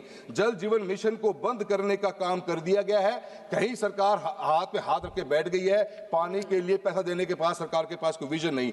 और ऐसे प्रोजेक्ट्स हैं जहां पे अभी तक उन प्रोजेक्ट्स को सैंक्शनिंग करने के लिए फाइल 2 साल से ऑफिसर्स के पास पड़ी है। निशिकांत जी, आपसे निवेदन करेंगे कि आप भी बोलिए कि जल जीवन मिशन के प्रोजेक्ट को जो 21 से स्टार्ट हुए आज तक कंप्लीट नहीं हो पा रहे। मैं सरकार से प्रधानमंत्री ग्रामीण सड़क योजना की बात करता हूं। 19,000 करोड़ रुपए का सैंक्शन की थी, 11,000 रुपए बजट एस्टीमेट को रिवाइज करके रिवाइज एस्टीमेट में 11,000 करोड़ रुपए लेके आ गए। आज भी प्रधानमंत्री ग्रामीण सड़क योजना का जो फोर्थ फेज चल रहा है, उसमें सिर्फ बचे हुए गांवों की रिक्वायरमेंट नहीं रही है मंत्री महोदय। गांव की रिक्वायरमेंट ये रहेगी कि आज पंचायतें इतनी बन गई कि पंचायत से गांव जुड़े कैसे। राजस्थान के अंदर गांवों की, हिंदुस्तान में भी मैं मानता हूं कि एक गांव से दूसरे गांव, एटलीस्ट अपने गांव से पंचायत हेडक्वार्टर तक जोड़ने का भी प्रावधान होना चाहिए। और जो एग्जिस्टिंग रोड्स पहले बनी हुई थी, जो फेज 3 में थी, जहां पे आप रोड का चौड़ाईकरण कर रहे थे, उन रोड्स को भी शामिल करने की बात करिए। मैं मनरेगा के बारे में बात करूंगा। मनरेगा के अंदर आपने ये बात कही है कि 40% शेयर वीबीजी रामजी बिल के अंदर 40% शेयर स्टेट गवर्नमेंट देगी। अध्यक्ष महोदय, राजस्थान की सरकार ने पिछले साल 4800 करोड़ रुपए नरेगा में खर्च करे। राजस्थान गवर्नमेंट अपने basic day to day expenditure के लिए भी लोन लेना पड़ता है। क्या राजस्थान की सरकार 2000 करोड़ रुपए अपनी जेब से दे पाएगी? मनरेगा की शुरुआत, खात्मे की शुरुआत हुई है इस नए बिल के साथ में। जो एक आखिरी व्यक्ति गांव में बैठा हुआ था, उसको पीने की, उसको जो काम, उसको रोजगार मिलता था, उस रोजगार को छीनने का काम सरकार करने जा रही है। मैं जल जीवन मिशन के साथ में सिंचाई के पानी की बात करता हूं। आज की तारीख में भी एक हाल ही में जो रिपोर्ट नहीं आई है, एनवायरमेंट एंड वाटर की एक इंडिपेंडेंट स्टडी के अनुसार इंडिया की treated water, waste water rescue capacity अभी बहुत कम है और सिर्फ 10 स्टेट्स के पास फॉर्मल रीयूज पॉलिसी है, जबकि ट्रीटेड वेस्ट वाटर 2050 तक दिल्ली के क्षेत्रफल के 26 गुना के बराबर की क्षेत्र की सिंचाई कर सकता है और वास्तविक आर्थिक मूल्य पैदा कर सकता है। फिर भी इस सदन का कोई नेशनल प्लान नहीं दिखाई गया, न टाइमलाइन, न बजट, न टारगेट्स, ताकि वेस्ट वाटर को भी कैसे रीयूज किया जाए, वाटर स्कैरिसिटी को केंद्रीय स्तंभ बनाया जा सके। क्यों नहीं हम वेस्ट वाटर जो सचमुच बहकर बर्बाद हो रहा है का उपयोग करें? क्यों नहीं कर सकते, जबकि वह खेतों की सिंचाई कर सकता है? Rahul ji, I was allotted 10 minutes, sir. Only 3 minutes, sir. Already 11 minutes over. Sir, another 2 minutes, sir. Sir, मेरा सरकार से ये कहना है, हम ईस्टर्न, हमारा जो पानी है, जो आज की तारीख में हरीके बराज से हमारी तीनों नदियों का पानी इंटरनेशनल बॉर्डर क्रॉस करता है, 2 MAF पानी, जिसकी कैपेसिटी 10 से 15 लाख हेक्टेयर जमीन को सिंचित करने की है, उसके ऊपर सरकार की कोई अनाउंसमेंट नहीं है। इरिगेशन के अंदर, इरिगेशन के ऊपर अनाउंसमेंट होती, हम एक तरफ 50 लाख टन दलहन और तिलहन विदेशों से इंपोर्ट कर रहे हैं और एक तरफ हमने इरिगेशन के लिए कोई भी बजट सैंक्शन नहीं किया है। मेरी सरकार से गुजारिश है कि राजस्थान, नॉर्थ वेस्ट राजस्थान, जहां पे हमारा नागौर, चूरू, झुंझुनू और बाड़मेर, बीकानेर से क्षेत्र, जहां पे इतना बड़ा लैंड मास पड़ा हुआ है, अगर इरिगेशन की फैसिलिटी मिलेगी तो उनके बहुत बड़ा उसका फायदा मिलेगा और इरिगेशन के ऊपर गवर्नमेंट का फोकस करना। सर लास्ट 2 पॉइंट करना चाहूंगा sir. Yes sir 2 minute sir. मैं वहीं से आ रहा हूं सर जहां से आप बोल रहे हो। राष्ट्रीय राजमार्गों की बात करूंगा सर। नेशनल हाईवे के अंदर हर साल बजट बढ़ रहा है, पर सर हम हमारे स्टेट्स जो हाईवेज हैं उनकी ओवर कैपेसिटी हमारी यूटिलाइजेशन हो रही है, स्ट्रेस बढ़ता जा रहा है सर। डिजाइन जो हाईवे की, सर एक एग्जांपल देता हूं, जयपुर से लेकर किशनगढ़ का हाईवे राजस्थान के अंदर है सर। 50,000 PCU के लिए डिजाइन हाईवे आज 1,26,000 PCU पे वो कर रहा है। आए दिन एक्सीडेंट होते हैं। अभी पिछली बार इलीगल कट्स पे एक्सीडेंट होने पर 100 से ऊपर लोगों की जान गई। सर सरकार के पास में नए हाईवेज के लिए कोई प्लान नजर नहीं आ रहा। राजस्थान को सर इस बजट में राजस्थान का नाम तक भी नहीं लिया गया। सर रेलवेज के लिए कहना चाहूंगा, न्यू रेलवे लाइंस के लिए बजट एस्टिमेट 32,000 करोड़ रुपए का था, 30,000 करोड़ खर्च करे। सर मेरी लोकसभा कॉन्स्टिट्यूएंसी चूरू के अंदर सर सीकर से नोखा, खाटू श्याम जी से करनी माता वाया मुकाम नोखा बिदासर होते हुए सरदार शहर से नौहर, सरदार शहर से मांगड़ और सादुलपुर तारानगर गजसिंहपुर की रेलवे की लाइन की डिमांड बहुत ज्यादा है। मैम हर बार जब हम सर्वे करवाते हैं ROI नेगेटिव आती है। राजस्थान में फ्रेट नहीं है, so there has to be some viability gap funding kind of stuff. Rahul ji, next speaker Shrimati मैं आखिर में sir last sentence sir please sir, आपने बिल्कुल बोलने नहीं दिया सर। भाई अब बोलिए ना सर। ये सर निशिकांत जी हमेशा डिस्टर्ब करते हैं सर, सभी को करते हैं, आप मुझे भी कर रहे हैं सर। डॉक्टर साहब बैठिए, डॉक्टर साहब बैठिए। सर वादों की दुकान सस्ती रही हर साल, पर गरीब की थाली रही खाली की खाली। कागज पर चमकते हजार, कागज पर सपने चमकते हजार, जमीन पर मगर सिसकता परिवार। पिछले बजट के हिसाब नहीं और इस बजट पर विश्वास नहीं। राजस्थान का हिस्सा नहीं तो विकसित भारत सिर्फ एक नारा है और एक नारा ही रहेगा। धन्यवाद। Madam ji Purandeswari ji.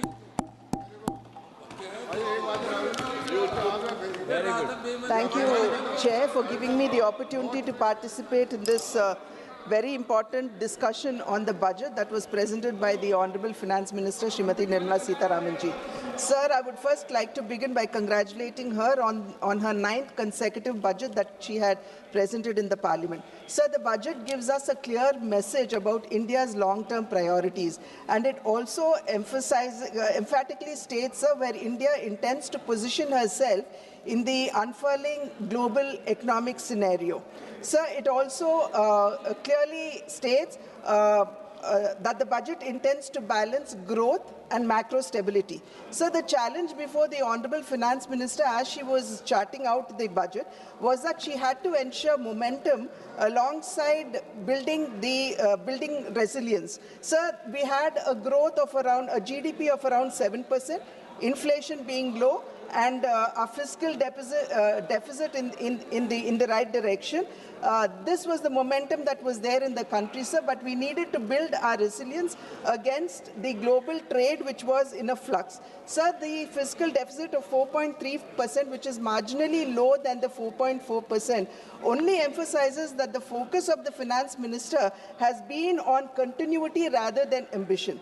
So since the pandemic, the slow rate of fiscal deficit reduction, sir, it only highlights that the focus has been on stability rather than dramatic consolidation. With the global uncertainty looming large and also the rupee under pressure, the budget, sir, that was presented is nothing short of prudent macroeconomics. Sir, above all of this, the real story is in the increase of allocation for capex at 12.2 lakh crores as against the 11.2 lakh crore, which is about 4.4% of the GDP. And this clearly underlines, sir, that the focus is on investments rather than consumption subsidies. This is what we would call fiscal prudence over populism. Sir, the EU trade or the European Union Free Trade Agreement would most probably come into operation by 2027, and we also have the US tariff uncertainties looming large. Sir, under these circumstances, we need to build our domestic capacities to protect our country from from supply chain disruptions. Sir, against this backdrop, the industrial strategy that has been spelled out in the budget, sir, reveals a resolve to move up the value chain. It could be the 10,000 crore allocation for the Biopharma Shakti initiative, or the 40,000 crore allocation for the electronic component manufacturing, or this India's semiconductor mission 2.0, they together emphasize, sir, that India would want to become Atmanirbhar or self-reliant in these strategic sectors on which India was until now import dependent.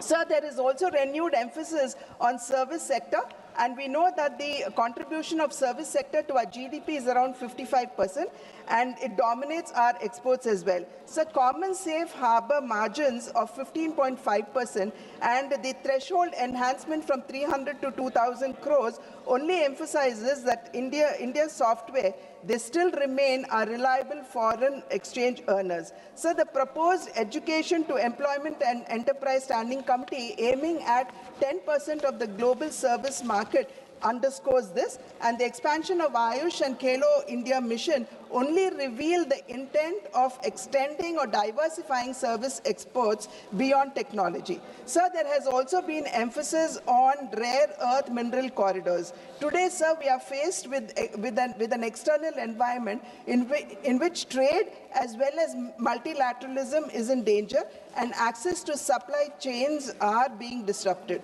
Hence, sir, we need to strengthen, if not protect ourselves against these external shocks. Therefore, the manufacturing of rare earth permanent magnets, or REPM, is vital to meet our upstream industries, growing demands of the upstream industries like electronics, electric vehicles, aerospace, defense, and the likes. So the need for securing our supply chain arose when China, the world's largest, if not the only supplier of REPM, curbed its exports, giving rise to global shortage and disrupting industries. So this shock not only emphasized the need for indigenization. And today, by indigenizing REPM, India could position herself as a global hub of sustainable manufacturing. So the proposed scrapping of custom duty on monazite from the present 2.5% is a welcome measure, because this would only attract more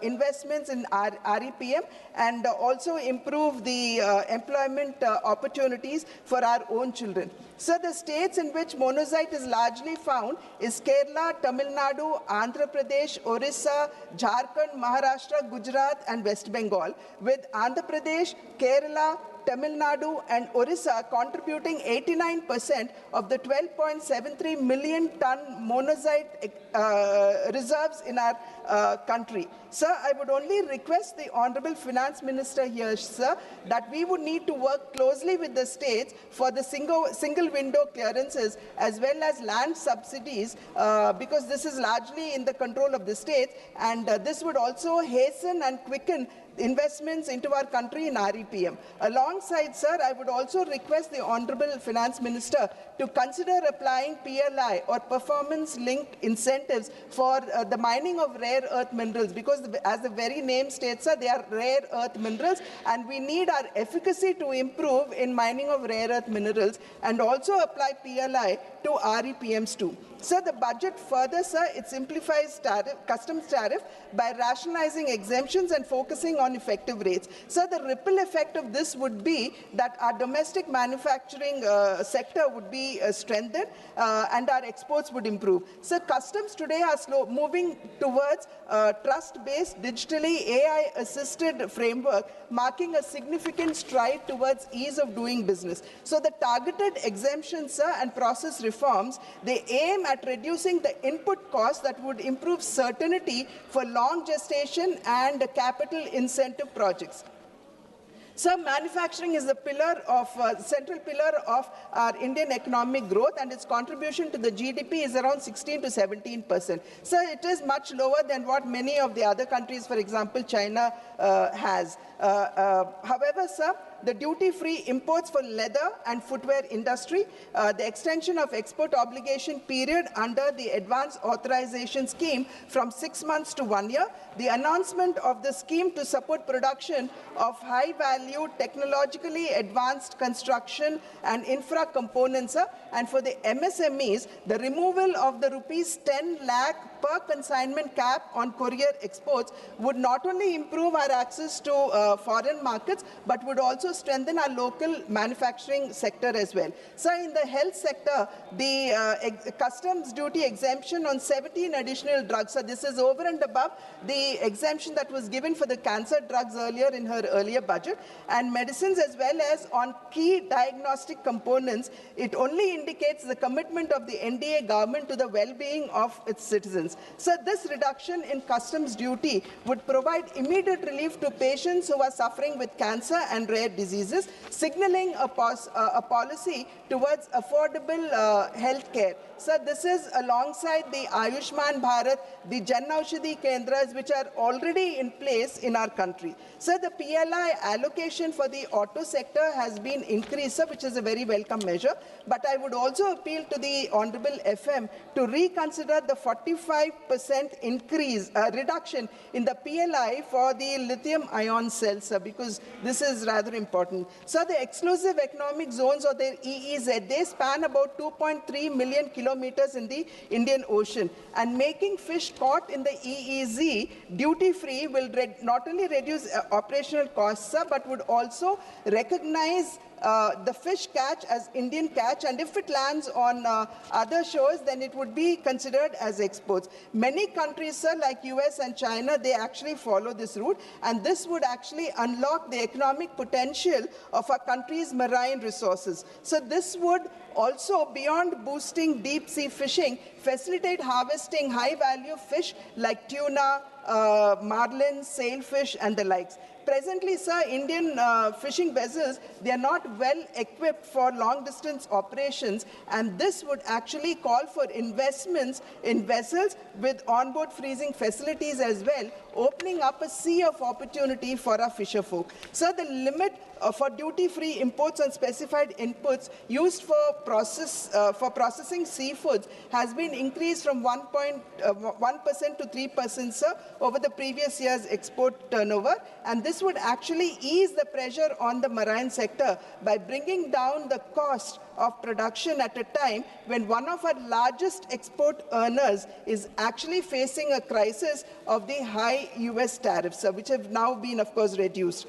Sir, the budget thrust on high-value farm produce and allied sectors. So this would also help in reducing our import costs, dependency, modernize agricultural practices, and also improve farm incomes. So production of coconut oil has reduced drastically in the past 1 decade. So the production of coconuts in our country is around 600,000 tons, and coconut oil is around 450 tons. Sir. So oil production has now reduced to 4 lakh tons, and this, one of the reasons, if not the sole reason, one of the reasons is that our plantations are aging and we need to replace them. Therefore, the Honorable Finance Minister coming forward, shouldering the coconut farmers and assuring them that their trees would be replaced by new saplings, sir, is a welcome measure. Sir, export on coconuts have actually risen to 1.88 lakh tons in 2025 as against the 1.76 lakh tons in 2024, which is a 7% hike. Sir, none of us have actually forgotten the success story of Araku coffee. Sir, when it was initiated, there were many people who did not believe that it would succeed. But today, Araku coffee has become a global brand. So, riding on the success of Araku coffee, to emulate it in cashew nuts and coconuts, sir, this would actually reduce our dependency on imports. Sir, exports of coconut and cocoa and related products, sir, they have increased 26%, sir, touching 4.54 lakh tons in 2025, up from 36.86 lakh tons. So therefore, I think this is a very welcome measure. Sandalwood is an integral part of our culture. Therefore, the support that is being given to sandalwood farming as well as post-harvest processing would only help us in restoring the past glory of sandalwood. Alongside this, sir, the AI initiative called the Virtually Integrated System to Access Agricultural Resources of Vistar, sir, would educate the farmers in every detail of agriculture economics, sir. And this is very important for us because 80% of our farmers are small and marginal farmers who have land holdings which are less than 5 acres, sir. Therefore, this technical assistance would help farmers in innovative practices, thereby enhancing their incomes. Sir, India's 7.4 million MSMEs, they would stand to benefit from the 10,000 crore SME growth fund that has been allocated. This is over and above the 2,000 crore self-reliant India fund that has already been allocated, sir. And this provides access to risk capital for MSMEs. Sir, MSMEs largely supply to PSUs and other large houses, but payments are quite often delayed, which leads to financial crunch and thereby the ill health of the MSME. Therefore, TREDs are being made mandatory, where the invoice has to be settled via the platform with no excuses, sir, is a big help for the MSMEs. The chronic problem that MSMEs face, sir, which even our economic survey has emphasized, is that their lack of accessibility to capital. Therefore, these initiatives, sir, would surely enhance the proximity to capital for the MSMEs, who are one of the largest employment generators after agriculture. So, urbanization is happening at a great speed, and the focus on Tier 2 and Tier 3 and temple cities, sir, is a welcome measure, because it is here the infrastructure would definitely be upgraded and modernized, making life for migrants who actually come into these cities much better, safer, and they would not have to live in deplorable conditions as they are doing now. So today, recognizing cities and towns as growth hubs is the need of the hour. Therefore, I would surely like to welcome this measure. Sir, having said that, a nation's progress, sir, is impossible without the empowerment of its women. Building on the success of Lakpati Didi, the most important initiative that has been, sir, just 5 minutes, sir, that has been introduced in the budget is the establishment of the self-help entrepreneur marts or the She Marts, sir, which will provide women entrepreneurs direct market access and business opportunities. In addition, sir, credit-linked support for women-led fisheries and aquaculture enterprises encourages economic independence in coastal and rural regions. So these initiatives are designed to convert small-scale participation into scalable enterprise. Another landmark initiative, sir, in this budget is the establishment of one hostel for girls in every district, especially near the STEM institutions. So this step ensures that talented young women from rural and semi-urban areas would not have to discontinue education for lack of accommodation barriers. So these initiatives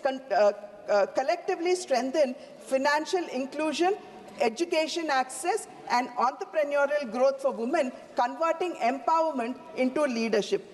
Beyond economic and educational support, sir, the budget also gives a strong social message that women are partners in nation building and not mere beneficiaries of welfare. Therefore, it is no longer women's development, sir, but it is now, the new story is women-led development. Sir, having said that, I would only like to conclude by saying that the budget has been crafted and presented amidst unique circumstances in an increasingly turbulent world. In such circumstances, sir, this budget is a coherent framework that laid emphasis on financial prudence, infrastructure-led growth, and human development, preparing India for the Viksit Bharat of 2047 in a volatile and an unpredictable world. Thank you, sir. Thank you very much. You didn't take 5 minutes further. Next speaker, Sri Y.S. Avinash Reddy ji. Sir, thank you, sir. Sir, I congratulate Honorable Finance Minister for presenting the budget 9th consecutive time, sir. Sir, and we appreciate the central government for enhancing the capex budget for the year 2026-27 to 12,21,821 crores, sir. 11.5% higher allocation than the revised budget for the current financial year 2025-26, sir. Sir, coming to the allocations for our state, Andhra Pradesh, sir, we all know that Polavaram is a national project with 194 TMC storage capacity, 45.72 meters height and an estimated cost of 55,000 crores, sir, which has to be spent by way of 100% central grants, sir.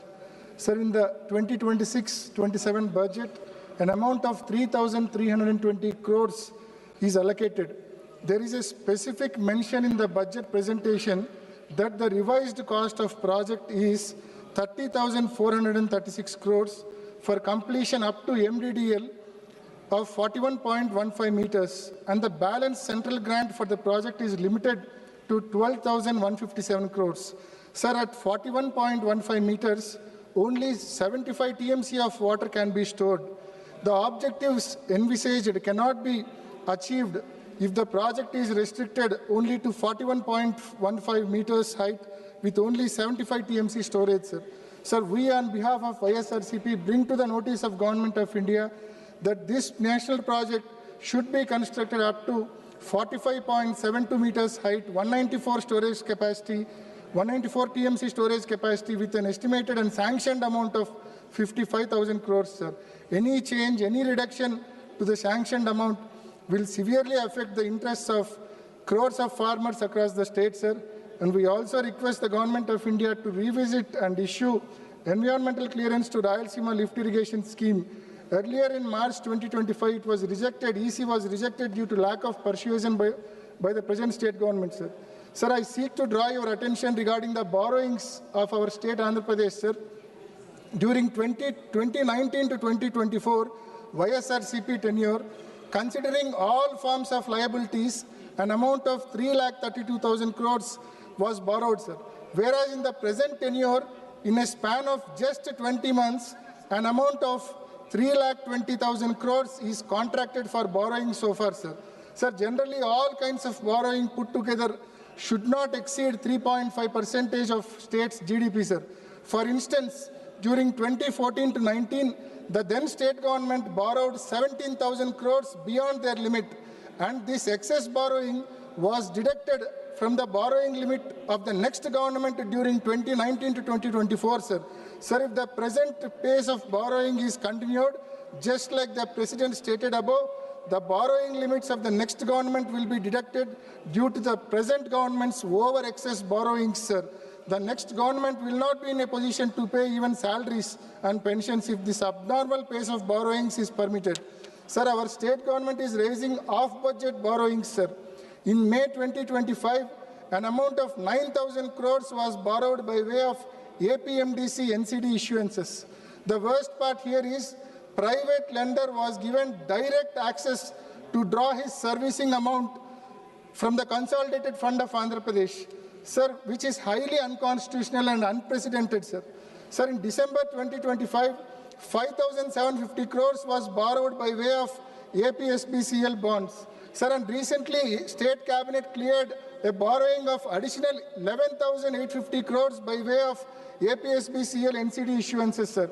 Sir, during financial year 2022 and 23, when the previous government tried for similar off-budget borrowing through APSBCL NCD issuances, the central government objected such borrowings, and the Ministry of Finance, it has issued circular, sir.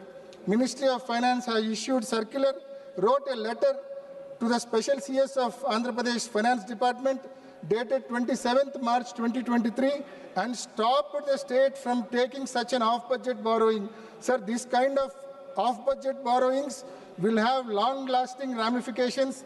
The next governments will have to pay their entire budget amount for repaying the interest, duly sacrificing salaries and pensions for employees and welfare schemes for the poor people.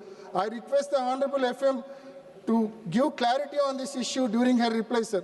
Sir, as I mentioned above, our state in a span of just 20 months borrowed 3,20,000 crores, but it could not allocate mere 5,000 crores for completing the 10 medical colleges out of the 17 new medical colleges taken up during the tenure of Sri Y.S. Jagannath Reddy Garu.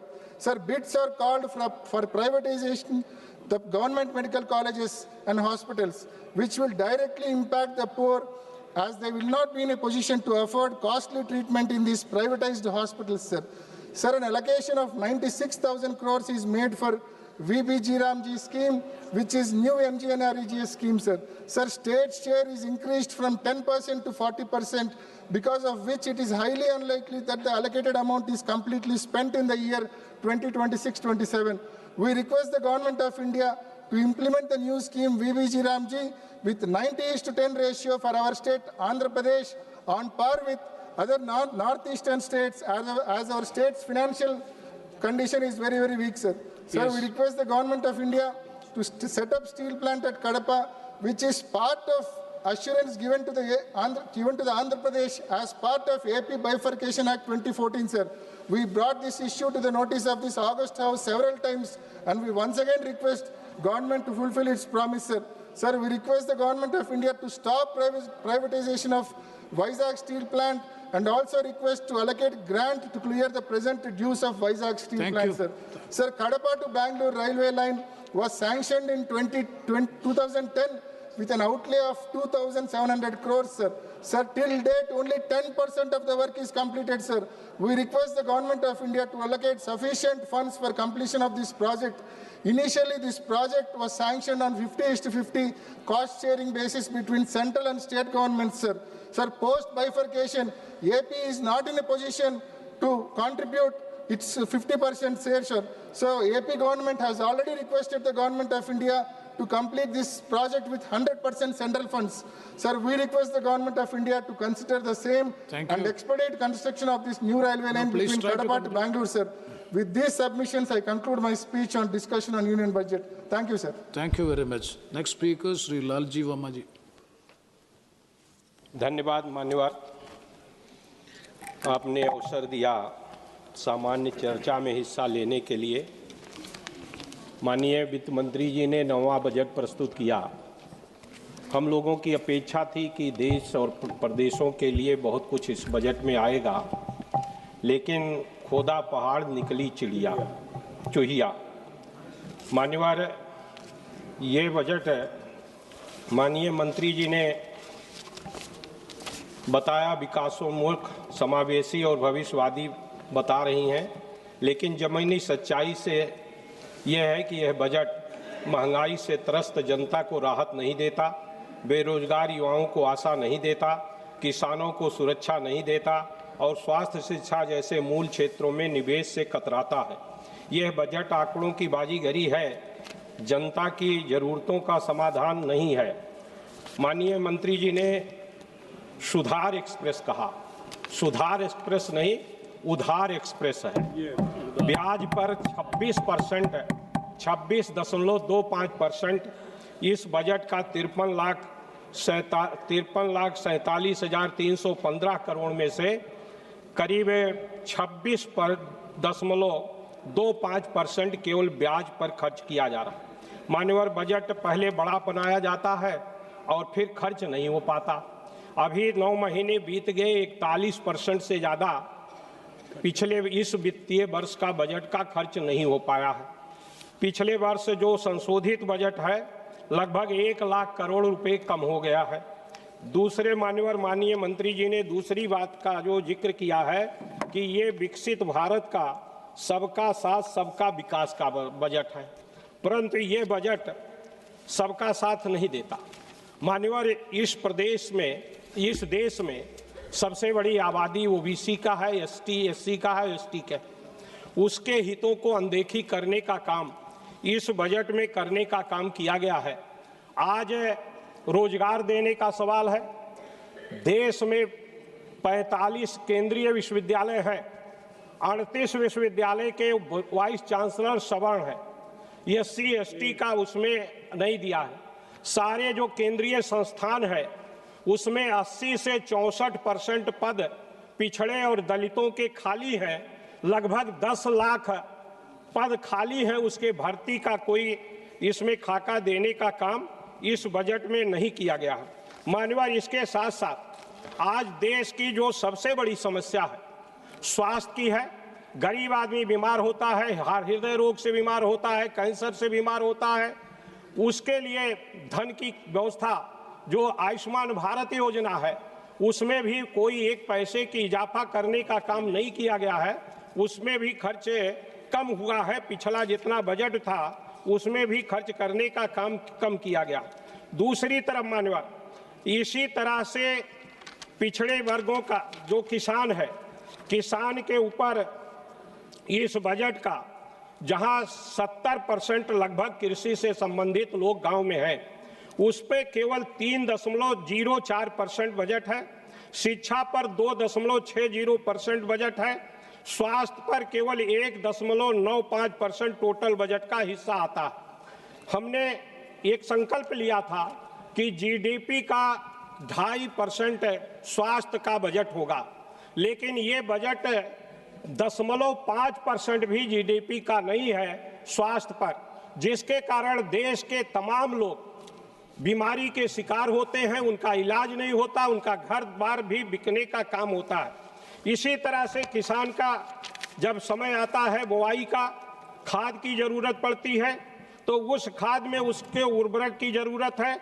उस उर्वरक के budget में पिछले बार जो खर्च किया था, जो संशोधित बजट है, उससे 7.5% कम इस बार माननीय मंत्री जी ने रसायन और उर्वरक पर रखने का काम किया है।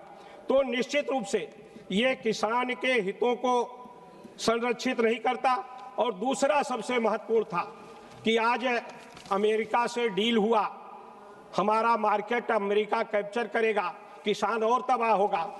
हमें उसके न्यूनतम समर्थन मूल्य की गारंटी का देने की आवश्यकता थी, उस पर भी ये बजट मौन है, उनको भी गारंटी देने का काम नहीं करता। मान्यवर, हम लोगों ने बड़ी अपेक्षा किया था कि भारतीय जनता पार्टी की जो सरकार है ये अयोध्या के नाम पर बनाने का काम किया गया और उस अयोध्या के इस बजट में पूरी तरह से उपेक्षा किया गया। पूरे उत्तर प्रदेश की उपेक्षा किया गया। अयोध्या के लिए भी इस बजट में कोई व्यवस्था नहीं किया गया है। मैं माननीय मंत्री जी से आपके माध्यम से कहना चाहूँगा कि वहाँ पर कम से कम एक एम्स तो बना दीजिए, जिससे आपका उनके साथ जो भेदभाव है उससे छुटकारा मिलने का काम हो सके। दूसरे पिछड़ी जातियों का मान्यवर सबका साथ सबका विकास, ये कैसा सबका साथ है कि परीक्षा में जहां भर्ती होती है प्रवक्ता अंग्रेजी का अनरिजर्व्ड का कट ऑफ है 64 और ओबीसी का कट ऑफ है 87, उसको उसमें माइग्रेट नहीं करने का काम किया।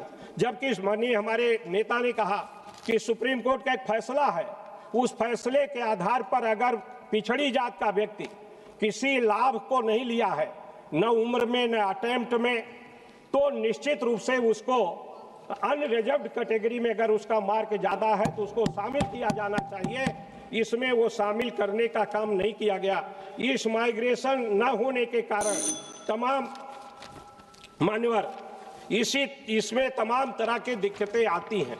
तो मेरी ये मांग है कि माइग्रेशन को करके सबका साथ जो सबका विकास का नारा है उस पर धरातल पर लाने का प्रयास करें। दूसरा मान्यवर, मैं आपसे निवेदन करना चाहूंगा कि हम लोगों की बड़ी अपेक्षा थी, महंगाई बढ़ रही है 6-7% से ज्यादा, ये बजट 5.5% का पिछले बार के बजट से वृद्धि है, महंगाई उससे ज्यादा बढ़ गई, यानी बजट पिछले बार से भी समझिए कम है।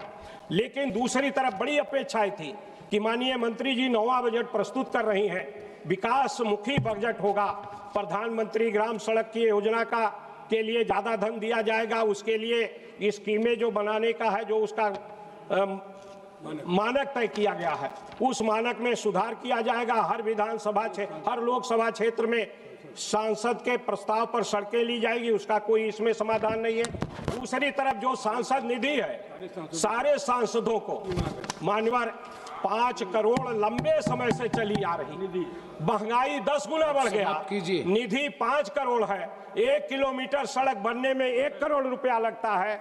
हमारी ये मांग है माननीय मंत्री जी, अगर आप विकास के तरफ जाना चाहती हैं, सभी क्षेत्रों को आप विकास के तरफ ले जाना चाहते हैं, तो सांसद निधि कम से कम 25 करोड़ रुपया अनिवार्य रूप से करने का काम किया जाए। हम लोगों की अपेक्षा थी कि इसमें किया जाए। दूसरा हमारी मांग है मान्यवर, गरीब आदमी कैंसर से बीमार होता है, मेरा आपसे निवेदन है माननीय मंत्री जी से, आपके माध्यम से निवेदन है कि कम से कम और बीमारियों को छोड़ दें, कैंसर जैसी बीमारी को पूरी तरह से फ्री कर दें। सरकार उसके लिए संपूर्ण धन देने का काम करे, जिससे आम नागरिक की सुरक्षा हो सके, ऐसा मेरा आपके माध्यम से मांग है।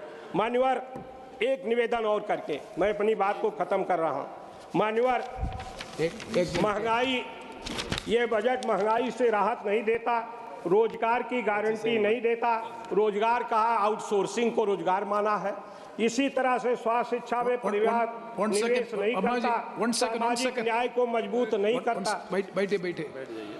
Now it is already 6. If the House agrees, we will extend the House till 8 p.m. Yes, House is extended up to 8 p.m. Now please conclude the last sentence. GDP का कम से कम 2.5% हो, रोजगार के लिए स्पष्ट भर्ती कैलेंडर किया जाए, किसानों को न्यूनतम समर्थन मूल्य की गारंटी दी जाए, शिक्षा स्वास्थ्य में वास्तविक निवेश हो, ये मेरा आपके माध्यम से निवेदन है, जिससे और सांसद निधि 25 करोड़ कम से कम किया जाए, ये मेरा आपसे निवेदन। Thank you, sir. At the outset, I'd like to congratulate the Finance Minister for presenting 9 consecutive budgets. It's not a mean feat, Valthakal. Especially it's commendable because she represents a party which draws its inspiration and its genesis from an all-male organization. In that background, Finance Minister, a lady from my state, presenting 9 budgets is remarkable. Meendum Valthakal. Sir, this budget is in the backdrop of the much touted trade deal. To my understanding, this trade deal is nothing but borrow the words of Winston Churchill, a riddle wrapped in a mystery and inside an enigma. I hope the finance minister, when she addresses the House, will shed some light into this trade deal. Whether India is obligated to buy $500 billion worth of goods from the United States. Are we allowed to buy oil from our long-standing friend Russia? Are we allowed to buy oil from Iran, with whom we have a long-standing relationship? Will these decisions be taken sovereignly in India, or will it be taken by the White House? Are we obligated to buy oil from the new colony of America, Venezuela? And most importantly, are we going to allow agricultural products of America into India and zero tariff? If so, what products? The finance minister must tell the House and the nation, because we are none the wiser from the statement of the commerce minister, because every time he comes and says it's only, he points the finger at the foreign minister is pointing the finger back to him, and the agriculture minister is completely absent. I hope the finance minister will fill this gap and answer on behalf of her cabinet and all her colleagues on what this trade deal actually means. Sir, that if you look at the attendance